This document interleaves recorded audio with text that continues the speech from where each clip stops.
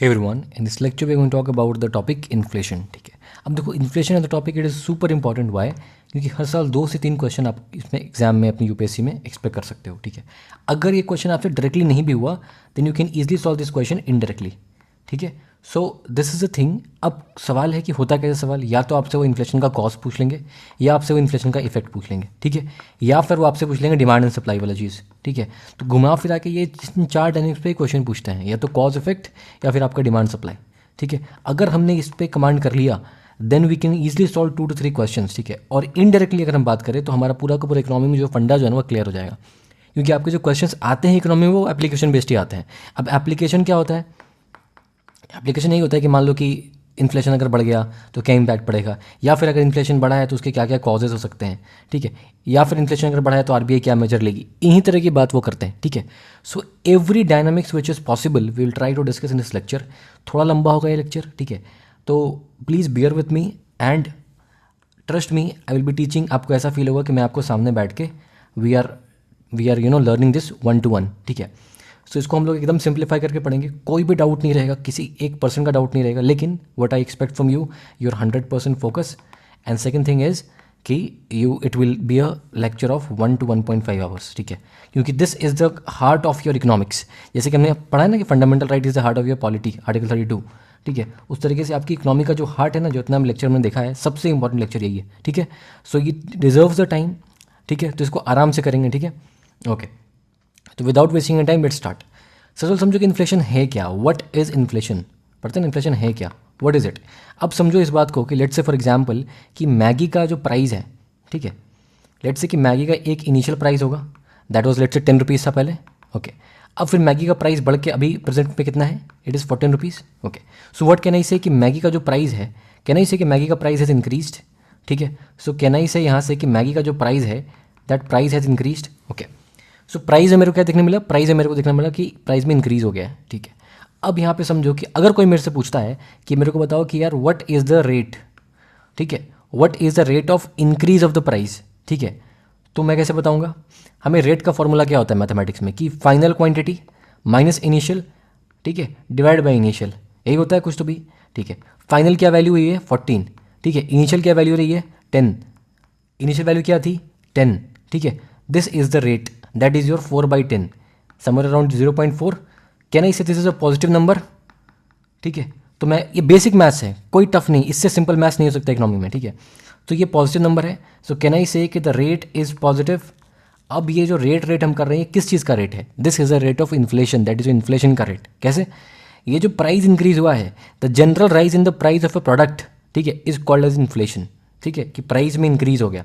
ठीक है, तो दिस इज़ योर प्राइस में इंक्रीज हुआ, तो बेसिकली इसको हम इन्फ्लेशन रेट भी बोलेंगे क्योंकि प्राइस में इंक्रीज हुआ है. राइट, एक चीज़.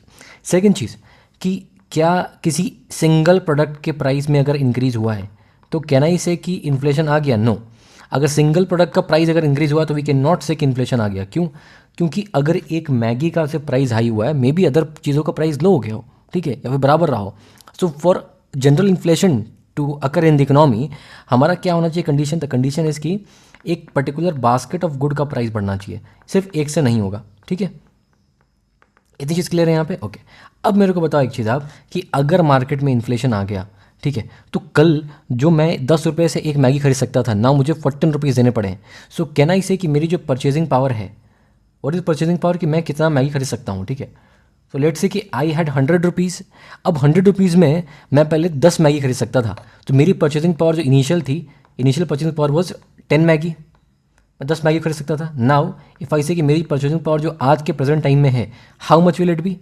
अब ये 14 रुपीज़ का हो गया, so it will be less than 10. ठीक है, so it will B may be 8 और 9 के बीच में, समवेयर अराउंड. ठीक है, सो बेसिकली क्या हुआ, मेरी परचेजिंग पावर जो है वो क्या हो गई, कम हो गई. So my purchasing power decrease. So can I say as a conclusion from here कि इन्फ्लेशन आने से, एक पॉइंट यहाँ पे नोट करो एग्जाम के लिए, कि अगर इन्फ्लेशन आता है तो परचेजिंग पावर क्या हो जाती है, कम हो जाती है. कैन आई से दिस और नॉट? तो this is one point for your exam which is, इसको नोट करके रखो कि इन्फ्लेशन आने से क्या होता है, परचेजिंग पावर कम हो जाती है, पहली चीज़. अच्छा, रेट इन्फ्लेशन का अगर पॉजिटिव है, सो एग्जाम में एक एमसीक्यू यहाँ से बनता है, बोलता है कि अगर रेट इन्फ्लेशन रेट पॉजिटिव है, so what does it imply? It implies कि there is an inflation in the economy. Inflation है. क्यों? क्योंकि रेट पॉजिटिव तभी आएगा जब फाइनल वाली वैल्यू इनिशियल वाली वैल्यू से ज़्यादा होगी, when this final value is greater than the initial value, मतलब कि आज का जो प्राइस है which is greater than the कल का प्राइस, तो there is an increase in price, so I can say कि there is an inflation. So whenever the inflation rate is positive there is some sort of inflation in the economy. इतनी चीज़ clear है यहाँ तक? Okay, now understand.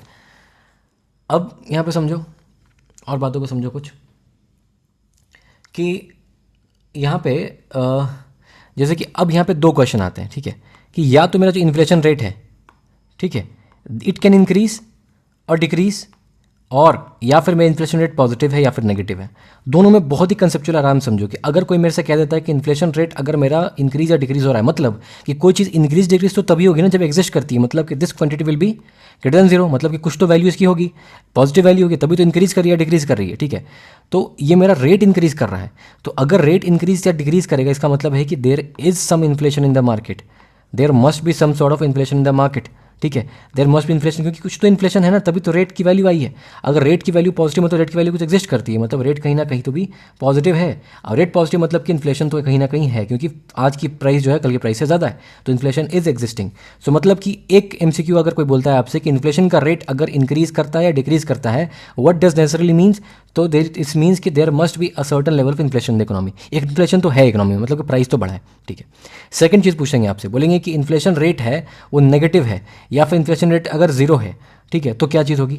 अगर inflation rate अगर zero है, ठीक है, तो इसका मतलब कि मेरा final price is equal to the initial price, यही तो होगा, क्योंकि मेरा ये वाली क्वांटिटी जीरो हो जाएगी, ये जीरो हो जाएगी। जब ये क्वांटिटी जीरो हो जाएगी इसका मतलब कि final is equal to initial, मतलब कि कल जो प्राइस था वो आज प्राइस है, मतलब कि there is no inflation in the economy, ठीक है।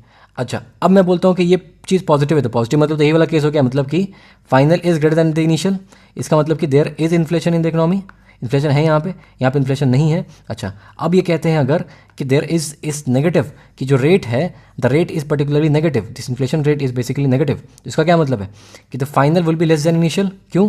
क्योंकि मेरा फॉर्मूला में तो फाइनल माइनस इनिशियल था ना, अगर ये पूरी क्वांटिटी लेस देन जीरो है इसका मतलब कि फाइनल इज उधर भेज दो is less than initial, basic maths, ठीक है। तो अगर मेरा फाइनल वैल्यू किसी प्रोडक्ट का आज के इनिशियल से कम है, इसका मतलब क्या है कि कल जो वैल्यू थी वो ज़्यादा थी, आज कम है, मतलब कि प्राइस डिक्रीज़ हो गया, तो मैं बोल सकता हूँ कि प्राइस डिक्रीज़ हो गया। अब प्राइस डिक्रीज़ हुआ तो इस चीज़ को हम क्या कहते हैं, we call this thing as deflation.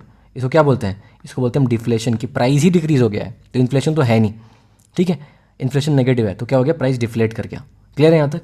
तो दिस इज योर डिफ्लेशन, ठीक है। एक और टर्म आता है उसको कहते हैं disinflation. Now what is disinflation? Disinflation क्या होता है? डिसइन्फ्लेशन क्या होता है बताओ मुझे, पता है आपको?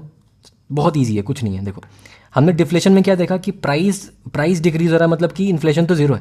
अगर किसी भी कमोडिटी का प्राइस अगर डिक्रीज हो रहा है मतलब कि इन्फ्लेशन तो है ही नहीं ना, मतलब इन्फ्लेशन है ही नहीं, इन्फ्लेशन नेगेटिव में है तो डिफ्लेशन हो गया, ठीक है। अब कह रहा है डिसइन्फ्लेशन, मतलब कि इन्फ्लेशन तो है, कि इन्फ्लेशन है, यस इन्फ्लेशन तो है, बट इन्फ्लेशन का जो रेट है वो रेट आपका बेसिकली क्या है कि रेट डिक्रीज कर रहा है। मतलब कि इसको समझो इस तरीके से, बहुत ही इंटरेस्टिंग है, समझो इसको। जैसे मान लो कि लेट्स से कि 2020, 2021, 2022, 3 साल का हम डेटा लेते हैं, ठीक है, या 1 साल वाले 23 का भी ले लो, ठीक है। अब यहाँ 22 में let's say the price was 10 rupees, यहाँ प्राइस वॉज 15 रुपीज़, ठीक है, यहाँ प्राइस बिकेम 5 रुपीज़, यहाँ प्राइस बिकेम 2.5 रुपीज़, ठीक है। अब मैं अगर बोलूँ मेरे को रेट निकालना होगा 2020 से लेकर 2021 तक का, कि यहाँ से यहाँ बताओ क्या रेट हुआ, तो यहाँ के लिए मैं रेट निकालना चाहूँगा तो क्या बोलूँगा, 15 - 10 अपॉन 10, तो ये रेट कितनी आ जाएगी, कुछ तो भी 0.5 आ जाएगी, ओके। अगर मैं रेट 2020 से 2023 के लिए निकालूंगा, व्हाट आई विल से कि यहाँ 5 था, यहाँ 2.5 हो गया, मतलब कि फाइनल माइनस इनिशियल, मतलब कि व्हाट आई विल से कि यहाँ पे this is your final quantity and this is initial quantity, तो मैं इसको 2.5 में से अगर मैं 5 को माइनस करूँगा divided by initial quantity is 5, ठीक है, तो ये तो क्वांटिटी नेगेटिव आ गई, तो इसका मतलब मैं क्या बोलूँगा कि यहाँ पर जो रेट है वो नेगेटिव है। अब बताओ रेट जहाँ नेगेटिव हो मुझे क्या देखने को मिला, प्रैक्टिकल एप्लीकेशन, कि प्राइस यहाँ पर डिक्रीज हो गया। तो मैथमेटिकली अगर रेट नेगेटिव होता है तो प्राइस कम हो गया। अब प्राइस कम होने को तो हम क्या कहते हैं, प्राइस कम होने को हम कहते हैं बेसिकली कहते हैं डिसइन्फ्लेशन, सॉरी डिफ्लेशन, ओके। अब यहाँ पे एक चीज़ समझो कि अगर ये ना हो के एक और सिचुएशन ले लो, ऐसा कुछ कि ये 10 से पहले 15 हुआ, 15 से ये 16 हो गया, ठीक है, फिर 16 से ये 17 हो गया, तो यहाँ पे एक चीज़ समझो कि 10 से जो 15 हुआ तो इसका रेट अगर रेट पॉजिटिव है, ठीक है, 16-17 तो यहाँ पे भी रेट पॉजिटिव, दोनों जगह प्राइस तो बढ़ा है, बट इसमें जितना प्राइस बढ़ा है वो कम बढ़ा, इसमें जितना प्राइस बढ़ा वो 5 का राइज हुआ, इसमें कितने का राइज हुआ, 1 का राइज हुआ। तो मतलब जितने का इंक्रीज हो रहा है वो इंक्रीज रेट कम है, मतलब कि इन्फ्लेशन तो है, प्राइस इज इंक्रीजिंग, बट जिस रेट पे इंक्रीज हो रहा है वो रेट कम है, कि सब्सिक्वेंटली जो रेट है वो रेट कम हो रहा है। मतलब कि इन्फ्लेशन तो है, डिसइन्फ्लेशन में इन्फ्लेशन तो है, बट जिस रेट से इन्फ्लेशन बढ़ रहा है वो रेट कम है, कि सब्सिक्वेंटली वो रेट कम हो रहा है। थोड़ा कॉम्प्लिकेटेड टॉपिक है, बट एक बार अगर समझ गए तो for your life time you will keep this thing in mind, और कभी कंफ्यूजन नहीं होगा आपको, ठीक है। ओके, इतनी समझ में आती है हमें। तो हमने क्या देखा, what we have seen is कि इन्फ्लेशन रेट अगर पॉजिटिव या नेगेटिव होता है मतलब कुछ तो है, तो इन्फ्लेशन कुछ ना कुछ होना है। अगर जीरो है तो मतलब कि इन्फ्लेशन बिल्कुल नहीं है, अगर पॉजिटिव मतलब कुछ ना कुछ इन्फ्लेशन है, मतलब कि प्राइस का दाम बढ़ा है। अच्छा, नेगेटिव का मतलब है कि फाइनल वैल्यूएशन से कम हो गई, कि आज जो प्राइस है वो कल के प्राइस से कम हो गई, तो प्राइस कम हुआ, उसको बोलते हैं डिफ्लेशन। अब डिसइन्फ्लेशन क्या है कि इन्फ्लेशन तो है, बट इन्फ्लेशन जिस रेट से बढ़ रहा है कि आज 10 रुपये कल 15 रुपये बढ़ा, मतलब 5 बढ़ा, फिर अगले साल 15 से 16 ही बढ़ा, तो बढ़ा तो सही बट कम बढ़ा, ठीक है। So this will be called as deflation. Inflation तो हो रहा है बट जिस रेट से बढ़ रहा है वो रेट कम है। इतनी चीज़ क्लियर है, ओके। अब हम बात करते हैं, तो डिफ्लेशन देख लिया, डिसइन्फ्लेशन देख लिया, ठीक है, ओके। यहाँ तक अगर क्लियर है तो हमारा कोई भी दिक्कत नहीं। अब समझो एमसीक्यू के लिए एक और important point for MCQ exam, ठीक है, एमसीक्यू अलर्ट, एक और एमसीक्यू का पॉइंटर समझो एग्जाम के लिए। क्या पूछते हैं आपसे वो, अगर एग्जाम में क्वेश्चन पूछता है कि बताओ मुझे कि डिफ्लेशन इज गुड और बैड, डिफ्लेशन इज गुड और बैड, इज गुड और बैड, बताओ मुझे। Deflation is bad, why deflation is bad, because deflation is bad because कि अगर डिफ्लेशन होता है तो आप क्या करते हो जनरली, आप कहते हो यार कि कैसा करते हैं यार कि सस्ता हो रहा है इसको सस्ता होने देते हैं। तो बेसिकली हम क्या करते हैं कि अपनी जो परचेजिंग की हमारी टेंडेंसी है, परचेजिंग की जो टेंडेंसी है, जो खरीदना चाहते हैं हम, उसको हम क्या करते हैं बेसिकली डिले कर देते हैं। जब डिले करते हैं तो बेसिकली क्या होता है, डिमांड इकोनॉमी में क्या हो जाता है, डिमांड जो है, डिमांड ड्रॉप्स। अब जब भी इकोनॉमी में डिमांड ड्रॉप होगा तो इकोनॉमिक एक्टिविटी कम हो जाएगी, तो बेसिकली हमारा क्या होगा, पूरी की पूरी इकोनॉमी क्या हो जाएगी, सफ़र करेगी। तो दिस इज़ नॉट अ, क्या बन गया ये, तो this is not a good situation for us. तो अगर डिफ्लेशन होता है दिस इज़ नॉट गुड। अच्छा, अब बताओ मुझे, सेम क्वेश्चन पूछता हूँ मैं, एक और एमसीक्यू का पॉइंटर, कि बताओ मुझे कि अगर इन्फ्लेशन है मार्केट में, ठीक है, तो बताओ इज़ इट गुड और इज़ इट बैड, ठीक है। So it is both. ये गुड कब है, जब इनिशियल फेज़ में है। अगर इनिशियल फेज़ में इन्फ्लेशन है तो मतलब क्या करेगा, ये डिमांड बढ़ाएगा, ठीक है, ये डिमांड स्पर करेगा, क्योंकि तभी तो डिमांड है, तभी तो इन्फ्लेशन हुआ। बट अगर टू मच इन्फ्लेशन हो गया, अगर टू मच इन्फ्लेशन हो गया तो फिर क्या होगा, बेसिकली ये आपकी करेंसी, आपकी परचेजिंग पावर को क्या कर देगा, परचेजिंग पावर को कम कर देगा, और फिर अगेन आप क्या करोगे, डिले करोगे, अरे बहुत महंगा है, सस्ता होता है तब खरीदते हैं, तो वही चीज़ फिर से हो गई। तो initially inflation works in the favour of economy, तो initially it's good, but if it's too much, बढ़ते बढ़ते बहुत ज़्यादा बढ़ गया तो इट इज़ बैड, ठीक है। एक चीज़ क्लियर होगी, ओके। अच्छा, यहाँ तक हो गया। अब एग्जाम में क्वेश्चन और पूछेगा आपसे, एक और क्वेश्चन एग्जाम में पूछ सकता है आपसे, क्या पूछेगा, देखिए ना, आस्क यू कि बोलेगा एग्जाम में कि इन्फ्लेशन, इसमें हम लोग बेसिकली एमसीक्यू ही डिस्कस कर रहे हैं समझो, ठीक है। सो देखो कि यहाँ पे बोलेगा आपसे कि डिफ्लेशन अगर इकोनॉमी में है तो क्या क्या हो सकता है, what is the impacts, what is the negative impacts of deflation. तो सबसे पहले क्या होगा, हमको यहाँ से लेके चलना है कि डिफ्लेशन होगा मतलब क्या होगा, कि लोगों का डिमांड कम हो जाएगा, तो डिमांड विल फॉल। क्यों फॉल होगा, क्योंकि परचेजिंग जो टेंडेंसी है, परचेजिंग टेंडेंसी जो है वो कम हो गई होगी, क्योंकि बाद में लेंगे, ठीक है, और सस्ता होना तो, ठीक है। फिर क्या होगा, जब डिमांड कम होगी तो यार जो प्रोडक्शन प्रोड्यूस कर रहा है, उसका माल बना रहा है, वो बिक ही नहीं रहा है, तो मतलब प्रोडक्शन भी क्या होगा, अल्टीमेटली वो प्रोडक्शन को क्या कर देगा, कम कर देगा, ठीक है, क्योंकि वेस्ट हो रहा है उसका। थर्ड, कि अगर प्रोडक्शन कम हो रहा है, माल बिक ही नहीं रहा, तो उसको इन्वेस्टमेंट मिलेगा, बिल्कुल नहीं मिलेगा, तो इन्वेस्टमेंट भी इकोनॉमी में क्या हो जाएगी, overall investment will be falling, ठीक है। अब इन्वेस्टमेंट फॉल करेगा, फैक्ट्री में प्रोडक्शन नहीं हो रहा, इन्वेस्टमेंट नहीं आया तो प्रोडक्शन नहीं हो रहा, प्रोडक्शन नहीं हो रहा तो मतलब क्या होगा कि जो एम्प्लॉयमेंट, जो लोग काम कर रहे थे उनकी जॉब जाने लगेगी, तो बेसिकली क्या होगा, unemployment would be there. So these are the negative impacts of unemployment बढ़ जाएगा, negative impacts of what, deflation. इतना क्लियर है, मैं इतने में कंसेप्चुअल क्लैरिटी है कि नहीं, मुझे इतना बता दो कि ये क्रिस्टल क्लियर पानी की तरह है आपको, okay. Now will move ahead, okay. अब चलो नेक्स्ट टॉपिक में चलते हैं, विच इज़ योर, कि अब अपने देखा कि इन्फ्लेशन हो रहा है, डिफ्लेशन हो रहा है। नाउ विल सी कि इन्फ्लेशन हो क्यों रहा है, कुछ तो इन्फ्लेशन के कॉज होंगे। सो विल टॉक अबाउट कि what are the causes of inflation, ठीक है। कॉजेस देख लो। अब कॉजेस में यहाँ पे दो तरह के कॉज हम पढ़ते हैं एग्जाम के लिए, ठीक है। एक होता है, उसको कहते हैं हम डिमांड, उसको क्या कहते हैं हम, डिमांड पुल इन्फ्लेशन, क्या कहते हैं, डिमांड पुल इन्फ्लेशन, ठीक है। एक को कहते हैं क्या, इसको कहते हैं कॉस्ट पुश इन्फ्लेशन, ठीक है। नाम देखो, नाम में मतलब समझो, नाम में मतलब ढूंढो, ठीक है। पुश मतलब कि कहीं से पुश किया जा रहा है, ठीक है, इकोनॉमी में पुश किया जा रहा है, ठीक है। ये पुल है, मतलब कि इकोनॉमी जो है, अगर मेरी इकोनॉमी है, ये खुद के तरफ पुल कर रही है, ठीक है, दिस इज द मीनिंग। अब इकोनॉमी की कौन सी चीज़ पुल कर रही है? इकोनॉमी की डिमांड पुल कर रही है।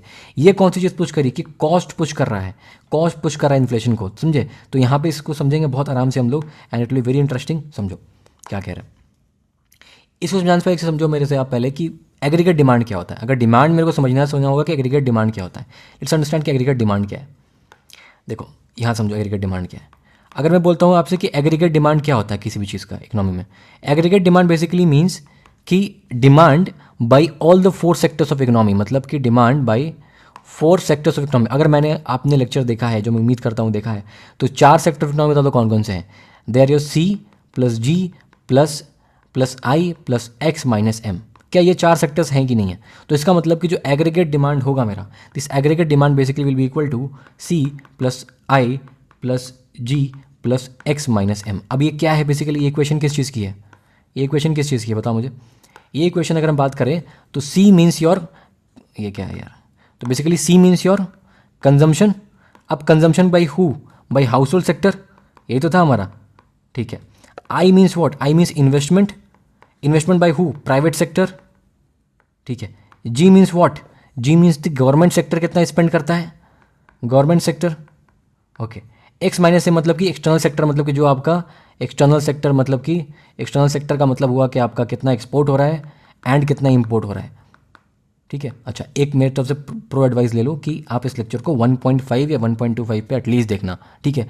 तब आपको जो मज़ा आएगा ना, आप बोलोगे फिर you will come to the comment box और टेक्स्ट मी कि यार मज़ा आ गया इस लेक्चर में, ठीक है। So please watch this eight 1.5x और 1.25x, ठीक है, ओके।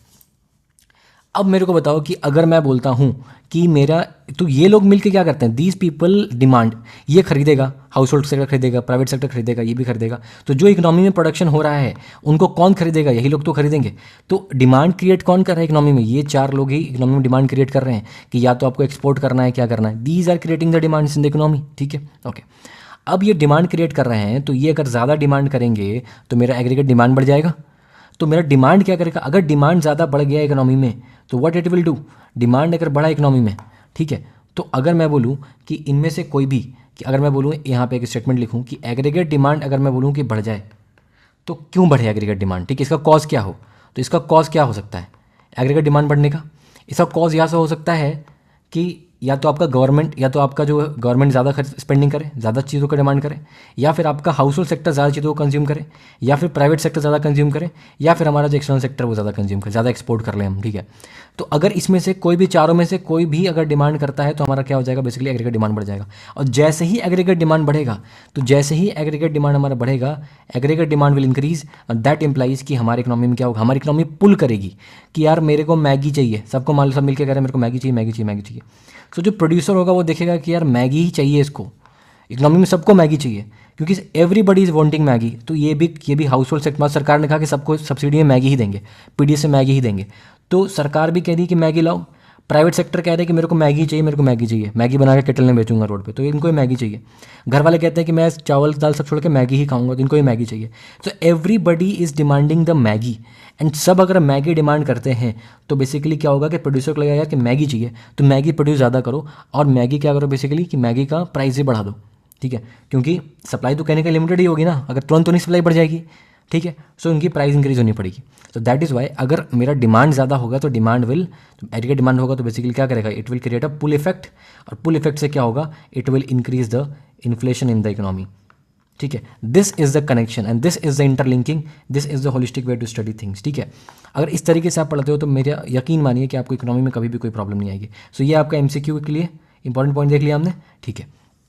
सेकंड हमने क्या देखा था, कहाँ गया, तो देखो यहाँ पे हमने क्या देखा, डिमांड पुल कौन करता है, यानी डिमांड का मतलब है इसमें क्या लिख सकते हैं हम लोग कि सी plus G plus I plus X minus M, इसमें चारों में से कोई भी अगर ज़्यादा डिमांड करेगा तो मेरा क्या हो जाएगा, इन्फ्लेशन इंक्रीज हो जाएगा। इससे क्या होगा, डिमांड बढ़ेगा, और डिमांड बढ़ने से पुल इफेक्ट क्रिएट होगा, पुल बढ़ेगा, अल्टीमेटली क्या हो जाएगा कि इन्फ्लेशन इंक्रीज। इतना क्लियर है, ओके। अब कॉस्ट पुश देखो, कॉस्ट पुश का मतलब क्या है, अब देखो यहाँ पे it is a demand side effect. तो यहाँ मैं क्या लिख सकता हूँ कि it is a demand side effect, कि इकोनॉमी में कि डिमांड साइड की लोग जितना डिमांड कर रहे हैं उसके बारे में बात करेंगे। However this your cost push inflation is your supply side inflation. क्यों सप्लाई साइड, क्योंकि प्राइस बढ़ाता कौन है, प्राइस मैन्युफैक्चरर की साइड से ही बढ़ेगा। जैसे कैसे देखो, अगर at any point of time at any point of time, ठीक है, at any point of time, एक सेकेंड कहाँ गया, कॉस्ट पुश इन्फ्लेशन, ठीक है। तो लेट्स से फॉर एग्जांपल कि मेरा कॉस्ट ऑफ प्रोडक्शन अगर बढ़ गया, एक सेकेंड, मेरा अगर कॉस्ट ऑफ प्रोडक्शन अगर बढ़ गया, क्या लिख रहा है यार ये, एक सेकेंड सॉरी यार, कॉस्ट ऑफ प्रोडक्शन जो है मेरा अगर बढ़ गया, ये कैसे बढ़ सकता है? अगर कॉस्ट ऑफ प्रोडक्शन अगर बढ़ गया तो मतलब कि ये बोलेगा कि यार मेरे पास तो प्राइस ही ज़्यादा हो गया है, बनाने का कॉस्ट ज़्यादा पड़ रहा है, तो मुझे ना इस इन्फ्लेशन को आपको पुश करना पड़ेगा। तो they will push the rise in the price in the economy and ultimately they will push the inflation, इसलिए क्या बोलेंगे इसको, कॉस्ट पुश इन्फ्लेशन। इतना क्लियर है?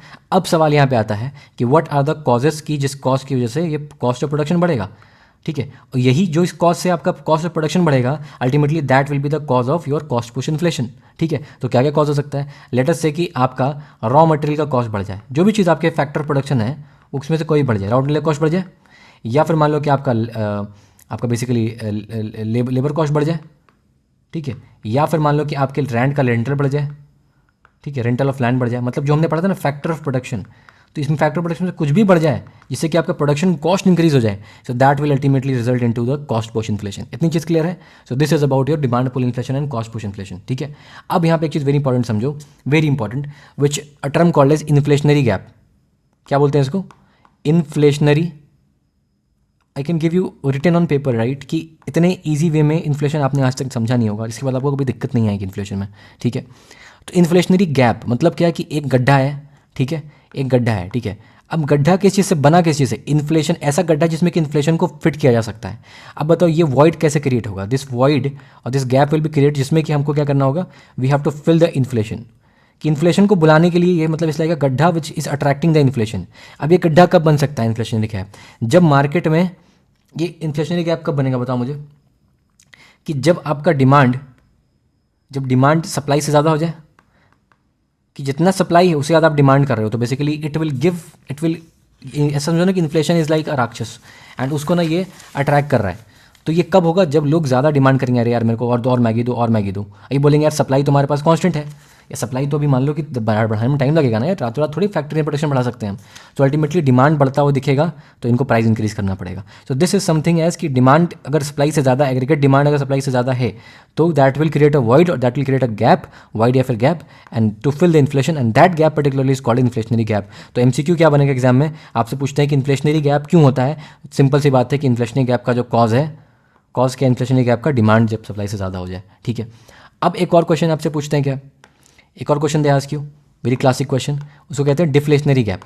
इसका जस्ट अपोजिट है डिफ्लेशनरी गैप, सेम कॉन्सेप्ट बस अपोजिट है। क्या कह रहा है? अगेन हमने पढ़ लिया कि भाई ये गैप है। अब गैप का बेसिक काम क्या है कि it is a void, but ये वॉइड जो और जो गैप है ये इन्फ्लेशन को इन्वाइट नहीं करेगा, ये किसको इन्वाइट करेगा? डिफ्लेशन को इन्वाइट करेगा। तो it will attract the deflation. तो डिफ्लेशन को जो चीज़ अट्रैक्ट करेगी, क्या अट्रैक्ट कर डिफ्लेशन कर सकती है? कि जब आप क्या करो कि आप सप्लाई उल्टा कर दो इसको, कि सप्लाई को ज़्यादा दे दो अपने डिमांड से, कि लोगों को मैगी चाहिए नहीं, आप मार्केट में मैगी डाले जा रहे हो, तो लोग बोलेंगे यार कि मैगी खा रहे हैं यार, डिमांड ही नहीं है, मन नहीं कर रहा मैगी खाने का। तो अल्टीमेटली क्या होगा? ये लोग बोलेंगे यार कि सप्लाई ज़्यादा है, डिमांड ही नहीं है। तो अल्टीमेटली क्या होगा? Basically the price will fall, and the price के फॉल होने के प्रोसेस को क्या बोलते हैं? डिफ्लेशन बोलते हैं। इसको डिफ्लेशन तो बोलते हैं। सो this is what is your deflation, ठीक है। कि डिफ्लेशन को आने के लिए आप क्या दे रहे हो? आप उसको अट्रैक्ट कर रहे हो, डिफ्लेशन को अट्रैक्ट कर रहे हो अपनी तरफ, ठीक है। This is the thing. इतनी चीज़ क्लियर है अपने को? ओके, नाउ अब समझो कि कुछ और बातों को समझो कि यहाँ पे अब एग्जाम में ये जो हमने पढ़ा था ना यहाँ पे कि what will cause your cost push inflation और डिमांड पुल इन्फ्लेशन, ठीक है। तो एक्चुअली एग्जाम में आपके क्या क्या वो चीज़ को कॉज कर सकता है, ठीक है, उनके बारे में हम थोड़ा सा बात कर लेते हैं, ठीक है। और क्या क्या बच जाएगा फिर हमारा, ठीक है। डेफिनेशन गैप हो गया, अच्छा ठीक है। अब एक बड़ी इंपॉर्टेंट चीज़ के बारे एग्जाम के लिए बात कर लो अब, जिससे आपका एमसीक्यू बनता है। हमने बात करी है बट फिर भी एक बार उसको और ज़्यादा डिटेल में बात करते हैं कि हमने पढ़ा क्या, कि हमने क्या पढ़ा, ये जो चीज़ हमने पढ़ी ना यहाँ पे, ये डिमांड पुल इन्फ्लेशन, इसके और कॉजेज देखेंगे। देखा कि C+G+I ये सारे डिमांड करते हैं, थोड़ा डिटेल में देख लो कि क्या है एग्जैक्टली क्वेश्चन कैसे बनेगा। तो अगर एक एमसीक्यू आपसे एग्जाम में बनता है, अगर दे ask you in the MCQ, ठीक है, क्या पूछेंगे? दे कैन आस्क यू कि यार इकोनॉमी में मेरा जो है ना वो डिमांड पुल इन्फ्लेशन है, ठीक है, ठीक है, डिमांड पुल इन्फ्लेशन है। अब बताओ कि what are the causes of this, इसका कॉज क्या क्या हो सकता है। सो बताओ कॉज क्या क्या हो सकता है, बताओ मुझे। मैंने क्या, आपको वही देखना है, आपको हमेशा ये फॉर्मूला देखना है, सी प्लस, पहले फॉर्मूला लिख लेना है जब इन्फ्लेशन क्वेश्चन है, G plus G plus X minus M plus I, आगे पीछे लिखो कोई दिक्कत नहीं है, सब तो प्लस में ही है, ठीक है। तो इसमें से कोई भी क्वांटिटी अगर बढ़ती है तो मेरा काम हो जाएगा। अब आपसे ऑप्शन में बोलता है अगर कि बताओ भैया कि मेरा अगर एक्सपोर्ट में इंक्रीज हो जाए तो क्या मेरा डिमांड पुल इन्फ्लेशन बढ़ेगा, तो मैं देखूंगा कह रहे यार एक्सपोर्ट ये क्वांटिटी मेरी पॉजिटिव हो जाएगी, अगर एक्स माइनस एम बढ़ा है, एक्स बढ़ा है तो ये पॉजिटिव हो जाएगा, पॉजिटिव हो जाएगा तो मेरे लिए काम हो जाएगा, तो मतलब कि एक्सपोर्ट का बढ़ना मेरे लिए इज़ अ पॉजिटिव फैक्टर। तो येस, अगर एक्सपोर्ट बढ़ता है तो that will cause inflation, so that will cause what, ज़्यादा एक्सपोर्ट करना है, ज़्यादा प्रोडक्शन करो तो डिमांड बढ़ जाएगी, तो इन्फ्लेशन बढ़ जाएगा। कौन सा inflation? Demand pull inflation. Okay, very well. Okay, और क्या बोल रहा है? और कह रहा है कि मान लो कि गवर्नमेंट ने एक्सपेंडिचर करना ज़्यादा कर दिया, गवर्नमेंट बोली ज़्यादा मेरे को मैगी चाहिए, ज़्यादा कुछ करना है, तो गवर्नमेंट एक्सपेंडिचर अगर बढ़ गया तो इस केस में भी अगेन क्या होता है, इन्फ्लेशन जो है आपका बढ़ जाता है। ओके, थर्ड थिंग इज़ यार कि लेट अस से कि बैंक ने अपने इंटरेस्ट रेट को लो कर दिया, ठीक है, बैंक ने अपने इंटरेस्ट रेट को क्या करा, लो कर दिया। अगर इंटरेस्ट रेट लो करा मतलब क्या हुआ कि इंटरेस्ट रेट लो करने से लोगों के पास मनी सप्लाई बढ़ गया, लोगों ने ज़्यादा पैसे लिए। क्यों? क्योंकि आपका जो कॉस्ट ऑफ बोरोइंग था, कॉस्ट ऑफ बोरिंग कम हो गया, आपको सस्ते दाम में लोन मिल रहा है, पैसा मिल रहा है, तो बेसिकली क्या हुआ, कॉस्ट ऑफ बोरिंग कम हो गई, इसकी वजह से क्या हुआ, आपने ज़्यादा पैसा उठा लिया, मतलब इकोनॉमी में मनी सप्लाई बढ़ गया। बढ़ने से क्या हुआ बेसिकली कि पैसा ज़्यादा है तो आपका पॉकेट ज़्यादा गर्म हो गया, ज़्यादा गर्म हो तो आप बोलोगे मेरे को ज़्यादा डिमांड है, अगर ज़्यादा डिमांड है तो आप क्या बोलोगे, बेसिकली डिमांड बढ़ गया, डिमांड बढ़ा तो डिमांड ने क्या करा, डिमांड अट्रैक्ट करा, किसको अट्रैक्ट करा, इन्फ्लेशन को अट्रैक्ट करा, तो क्या होगा, डिमांड पुल इन्फ्लेशन। तो बेसिकली यहाँ पे क्या हो जाएगा, अगेन इन्फ्लेशन आपका बढ़ जाएगा। ये चीज़ आपको क्या क्लियर हो रही है? ठीक है। फोर्थ नंबर देखो और क्या हो सकता है। अब मान लो कि देखें आज क्योंकि आरबीआई ने, अगर आरबीआई ने ना एक्सपेंशनिस्ट मनी पॉलिसी अपनाई है, ठीक है, कि आरबीआई इकोनॉमी को क्या करी, एक्सपैंड करना चाह रही है, ठीक है, तो इस केस में भी अगेन क्या करेगी, आरबीआई सारे रेट को कम कर देगी, आरबीआई अपने सारे रेट को क्या करेगी, रेट को लो कर देगी। अगर रेट को लो करेगी तो इससे क्या होगा, बेसिकली सेम इफेक्ट कि लोग ज़्यादा पैसे लेंगे और मनी सप्लाई क्या हो जाएगा, अल्टीमेटली बढ़ जाएगा, मनी सप्लाई बढ़ गया तो अगेन सेम कहानी है, ठीक है। तो ये चीज़ हमें क्लियर है। यहाँ से आपके एक एमसीक्यू बनता है, आप इससे कोई भी यूपीएससी के टेस्ट पेपर का, चाहे विजन हो, चाहे इनसाइड हो, चाहे कोई सा भी उठा लो, आपके सवाल यहाँ से गलत हो ही नहीं सकते, ठीक है। देख लिया, रिवाइज कर लो, एक्सपोर्ट बढ़ेगा, इन्फ्लेशन बढ़ेगा, गवर्नमेंट ज़्यादा खर्चा करेगी, इन्फ्लेशन बढ़ेगा, डिमांड बढ़ेगा क्योंकि इंटरेस्ट रेट कम होगा, ज़्यादा पैसे लोगे, आरबीआई एक्सपेंशन करेगी, सारे इंटरेस्ट रेट को लो कर देगी, आपका मनी सप्लाई बढ़ जाएगा, आपका डिमांड बढ़ जाएगा, इन्फ्लेशन बढ़ जाएगा। ये क्लियर है? ओके। अब यहाँ पे very important, now we are coming to the core, कि अब यहाँ से आपका, कि आपको अगर इन्फ्लेशन को भैया कॉम्बैट करना है, कि पहले तुमने देखा कि इन्फ्लेशन हुआ क्यों, ठीक है, तो पहले देखा कि हमने कि कुछ तो भैया कॉज था, इस कॉज की वजह से क्या हो गया, इन्फ्लेशन हो गया। अब इन्फ्लेशन हो गया तो इन्फ्लेशन को मेरे कॉम्बैट भी तो करना है, ठीक है, तो दिस वाज द कॉज, पहली चीज़ देखो, तो दिस वाज द कॉज, जिसका ये था, इन्फ्लेशन वाज द इफेक्ट। अब इस इफेक्ट को काउंटर करने के लिए we are trying to do something measures.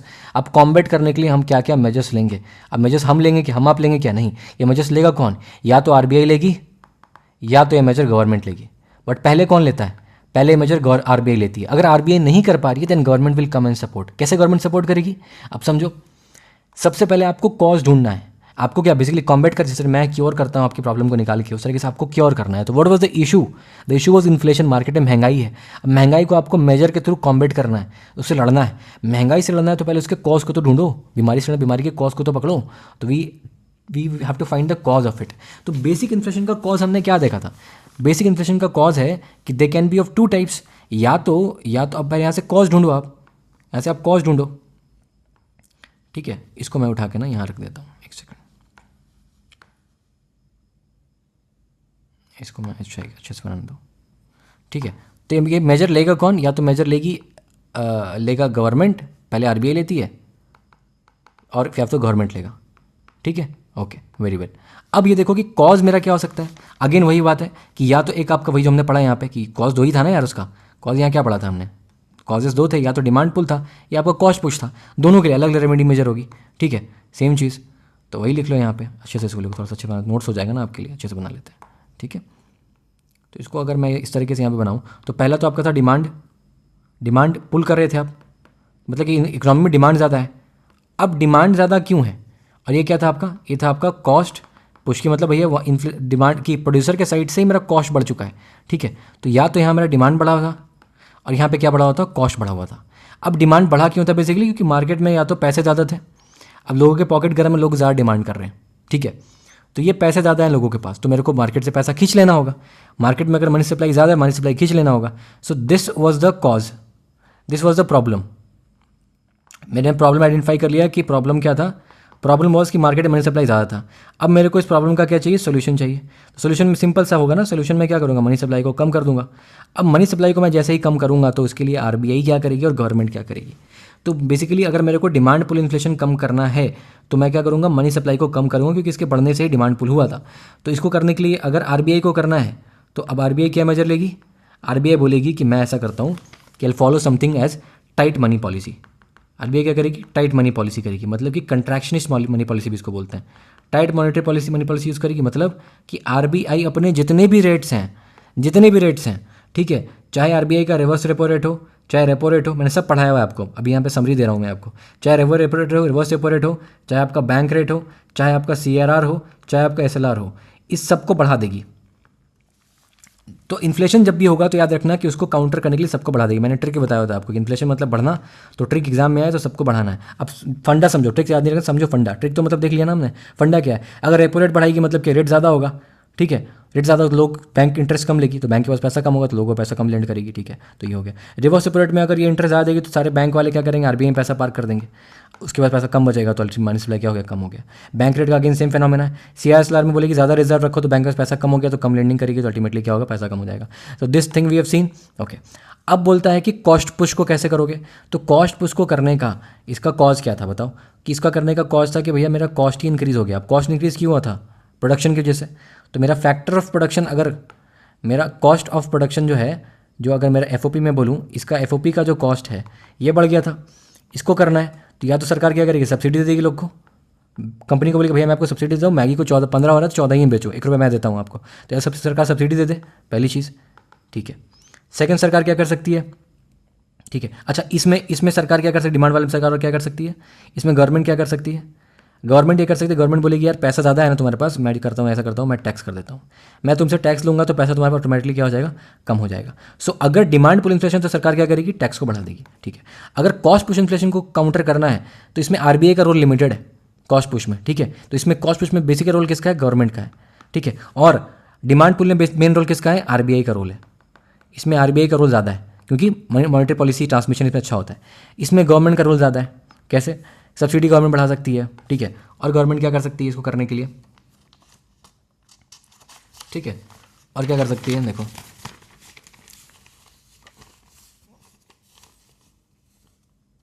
Basically आप गवर्नमेंट जो भी कर सके, मान लो गवर्नमेंट ने पीएलआई दे दिया, प्रोडक्शन इंसेंटिव दे दिया, मतलब कि किस तरह से प्रोडक्शन को बूस्ट कर दे, ठीक है। तो दिस तरह की thing government can do to push the, और क्या कर सकती है, फंडिंग दे सकती है एमएसएमईज को, ठीक है, हम दिया था ना extended credit line guarantee scheme, ELCGS, ठीक है, ओके। इस तरह गवर्नमेंट काम करेगी, तो इस तरीके से आपका क्या होगा, ये इसको काउंटर कर लेंगे हम लोग। ये क्लियर है, एकदम ऑर्गेनिक में हमने पढ़ा है, कोई भी इसमें भी इनऑर्गेनिक चीज़ें नहीं है, ओके। अच्छा, अब very important point we are coming to the thing is कि अब आपसे क्या पूछते हैं वो एग्जाम में, दे आस्क यू कि what is the impact of the inflation. अब हमने देखो किस क्रोनोलॉजी में हम पढ़ रहे हैं, यहाँ पे मैं आपको क्रोनोलॉजी समझाता हूँ। इस क्रोनोलॉजी में ही हमको पढ़ना है इन्फ्लेशन को, ठीक है। एक क्रोनोलॉजी समझिए आप, द क्रोनोलॉजी इज, एक सेकेंड ना,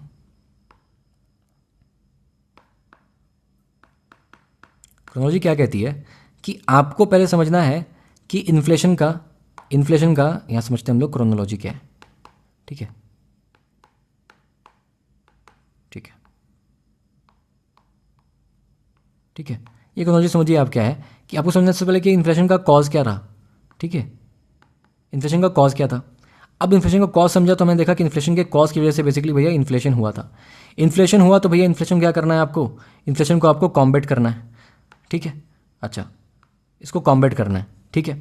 अब इसको कॉम्बैट करना है, अगर इन्फ्लेशन हुआ था तो कॉम्बैट क्यों करना था इन्फ्लेशन को, क्योंकि इन्फ्लेशन का इम्पैक्ट पड़ रहा था कुछ ना कुछ, ठीक है।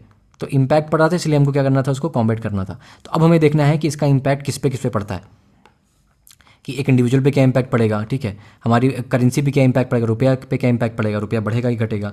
हम देखेंगे कि जो बैंक्स पे क्या है, जो लोन देते हैं, यानी जो डेटर हैं जिन्होंने लोन लिया पे क्या इम्पैक्ट पड़ेगा, जिन्होंने लोन दिया क्रेडिटर उन पे क्या इम्पैक्ट पड़ेगा, किसी बंदे ने अगर बॉन्ड होल्ड किया तो उस पर क्या इम्पैक्ट पड़ेगा, ठीक है, किसी ने लोन लिया उस पर क्या इम्पैक्ट पड़ेगा, इन सब चीज़ों के बारे में बात करेंगे। अब हमने ऑलरेडी देख लिया है क्या कि कॉज क्या क्या था हमारे पास, इसको सब एक माइंड मैप बना लो। हमने देख लिया ऑलरेडी कि कॉज क्या क्या था हमारे पास, वी हैव सीन कि कॉज क्या क्या था, या तो कॉज आपका डिमांड वाला था, या तो डिमांड पुल वाला कॉज था, या फिर आपका कॉस्ट पुश वाला कॉज था, कॉस्ट पुश था, ठीक है।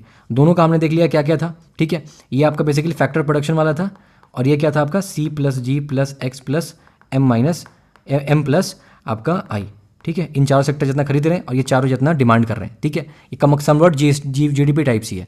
अब इन्फ्लेशन आ गया, इन्फ्लेशन में देख लिया था रेट वेट क्या होता है। अब कॉम्बैट करने के लिए आपकी या तो आरबीआई इंटरवीन करती है या तो आपकी गवर्नमेंट करती है, ठीक है। अगर आपका डिमांड वाला है तो उसमें आरबीआई करेगी डिमांड वाले में सबसे ज़्यादा रोल, और अगर आपका कॉस्ट वाला है तो आपकी गवर्नमेंट करेगी इसमें इंटरवीन कि कॉस्ट ऑफ प्रोडक्शन को कम कर दे। इतना हमें क्लियर है क्या? अब हम समझ रहे हैं कि इम्पैक्ट ये देख लिया हमने ये देख लिया, हमने ये कॉम्पैक्ट करना कैसे देख लिया। हम अब देखेंगे इम्पैक्ट क्या पड़ रहा है। And with this will be ending this topic. 1.5 घंटा हुआ भी नहीं यार, 1 घंटे में ही हो गया, ठीक है। 1 घंटे में हो जाएगा, ठीक है, ओके। तो इम्पैक्ट देख लेंगे, नहीं 1 घंटे ज़्यादा हो जाएगा क्योंकि हमें फिर स्टैगफ्लेशन भी पढ़ना है, फिलिप्स कर्व भी पढ़ना है, जीडीपी डिफलेक्टर भी पढ़ना है, ठीक है। अच्छा एक और चीज़ देख लो, एक और इकोनॉमी में एक और चीज़ ऐड कर लो कि हमने कॉम्पिटेमेंट सब देख लिया। अब एक और चीज़ हम क्या पढ़ेंगे सिलेबस में हमारे कि ये सारा कुछ तो हम इतना कहानी हम लोग समझ चुके हैं, ये सब कहानी समझ लिया। अब यार इतना इन्फ्लेशन बढ़ रहा है घट रहा है, मेजर कहाँ से करते हैं? सो बेसिकली यहाँ पे will talk about something called as कि how do we measure inflation, how do we measure inflation. यार मेजर कैसे करते हो इन्फ्लेशन को, ठीक है। इन्फ्लेशन को आप मेजर कैसे करते हो? कोई इंडेक्स है क्या? तो हाँ इंडेक्स बिल्कुल है। क्या इंडेक्स है? इंडेक्स इज योर, या तो आप सीपीआई से करो या डब्ल्यूपीआई से करो या फिर आप जीडीपी डिफ्लेटर से करो। 3 तरीके से आप इन्फ्लेशन क्या कर सकते हो, मेजर कर सकते हो कि इन्फ्लेशन है कितना। इन तीनों के बारे में हम लोग पढ़ेंगे, तीनों में कंपैरिजन देखेंगे and that will be the end of it, ठीक है। ये आपका सबसे इंपॉर्टेंट एमसीक्यू पॉइंटर आपका ये वाला, यहाँ से आपके एमसीक्यू बनते हैं, बहुत ज़्यादा टेस्ट वेस्ट में बनेगा आपका एमसीक्यू, यहाँ से बनता है बहुत बढ़िया, ठीक है। So it is super important, specially आपका ये वाला, इस दोनों में कंपैरिजन और इन दोनों में कंपैरिजन, ठीक है। इन दोनों में कंपैरिजन और इन दोनों में कंपैरिजन, ठीक है, ओके। हर चीज़ को देखेंगे, ऐसे ही देखेंगे, क्रोनोलॉजी में देखेंगे, कॉन्सेप्चुअली देखेंगे और आपको कोई प्रॉब्लम नहीं आएगी, इस बात की श्योरिटी मेरी है, ठीक है, okay. What is the impact, ठीक है। इम्पैक्ट क्या था हमने देख लिया, कॉज देख लिया, हमने देख लिया किस तरह से कॉम्बैट करेंगे इन्फ्लेशन आ गया। तो अब देखते हैं कि यार इन्फ्लेशन अगर आ गया तो उसका इम्पैक्ट क्या पड़ रहा है, मेरे पे क्या इम्पैक्ट पड़ेगा, आप पे क्या पड़ेगा, मैंने लोन लिया तो क्या इम्पैक्ट पड़ेगा, मैंने किसी को लोन दिया है तो क्या इम्पैक्ट पड़ेगा मेरे ऊपर, ठीक है। तो समझते हैं डायनामिक्स क्या क्या है। तो यहाँ पे we are talking about the impact, ठीक है। समझेंगे हम लोग कि इम्पैक्ट क्या पड़ रहा है इसका, इन्फ्लेशन का, ठीक है। Impact of inflation. अब इन्फ्लेशन का हम लोग इम्पैक्ट समझ रहे हैं कि समझो यहाँ पे आप वेरी इंपॉर्टेंट थिंग कि यार इसमें बताओ मुझे कि इसमें कॉज क्या है, इफेक्ट क्या है। इसमें basically the cause is your inflation, inflation cause था, उसका जो इफेक्ट था, अब इफेक्ट किस पे पड़ रहा है, वी विल टॉक अबाउट कि सब पे इंडिविजुअल पे क्या इम्पैक्ट है, किस पे क्या impact. Basically the impact basically is your effect and the cause was your inflation. समझ में आई चीज़, ठीक है। नाउ थिंग इज कि will talk about, first of all will talk about कि सब क्या इम्पैक्ट पड़ रहा है आपके इंडिविजुअल पे, ठीक है। तो लेट से कि इंडिविजुअल के बारे में बात करें तो विल टॉक अबाउट कि इंडिविजुअल पे क्या इम्पैक्ट पड़ रहा है, नंबर 1।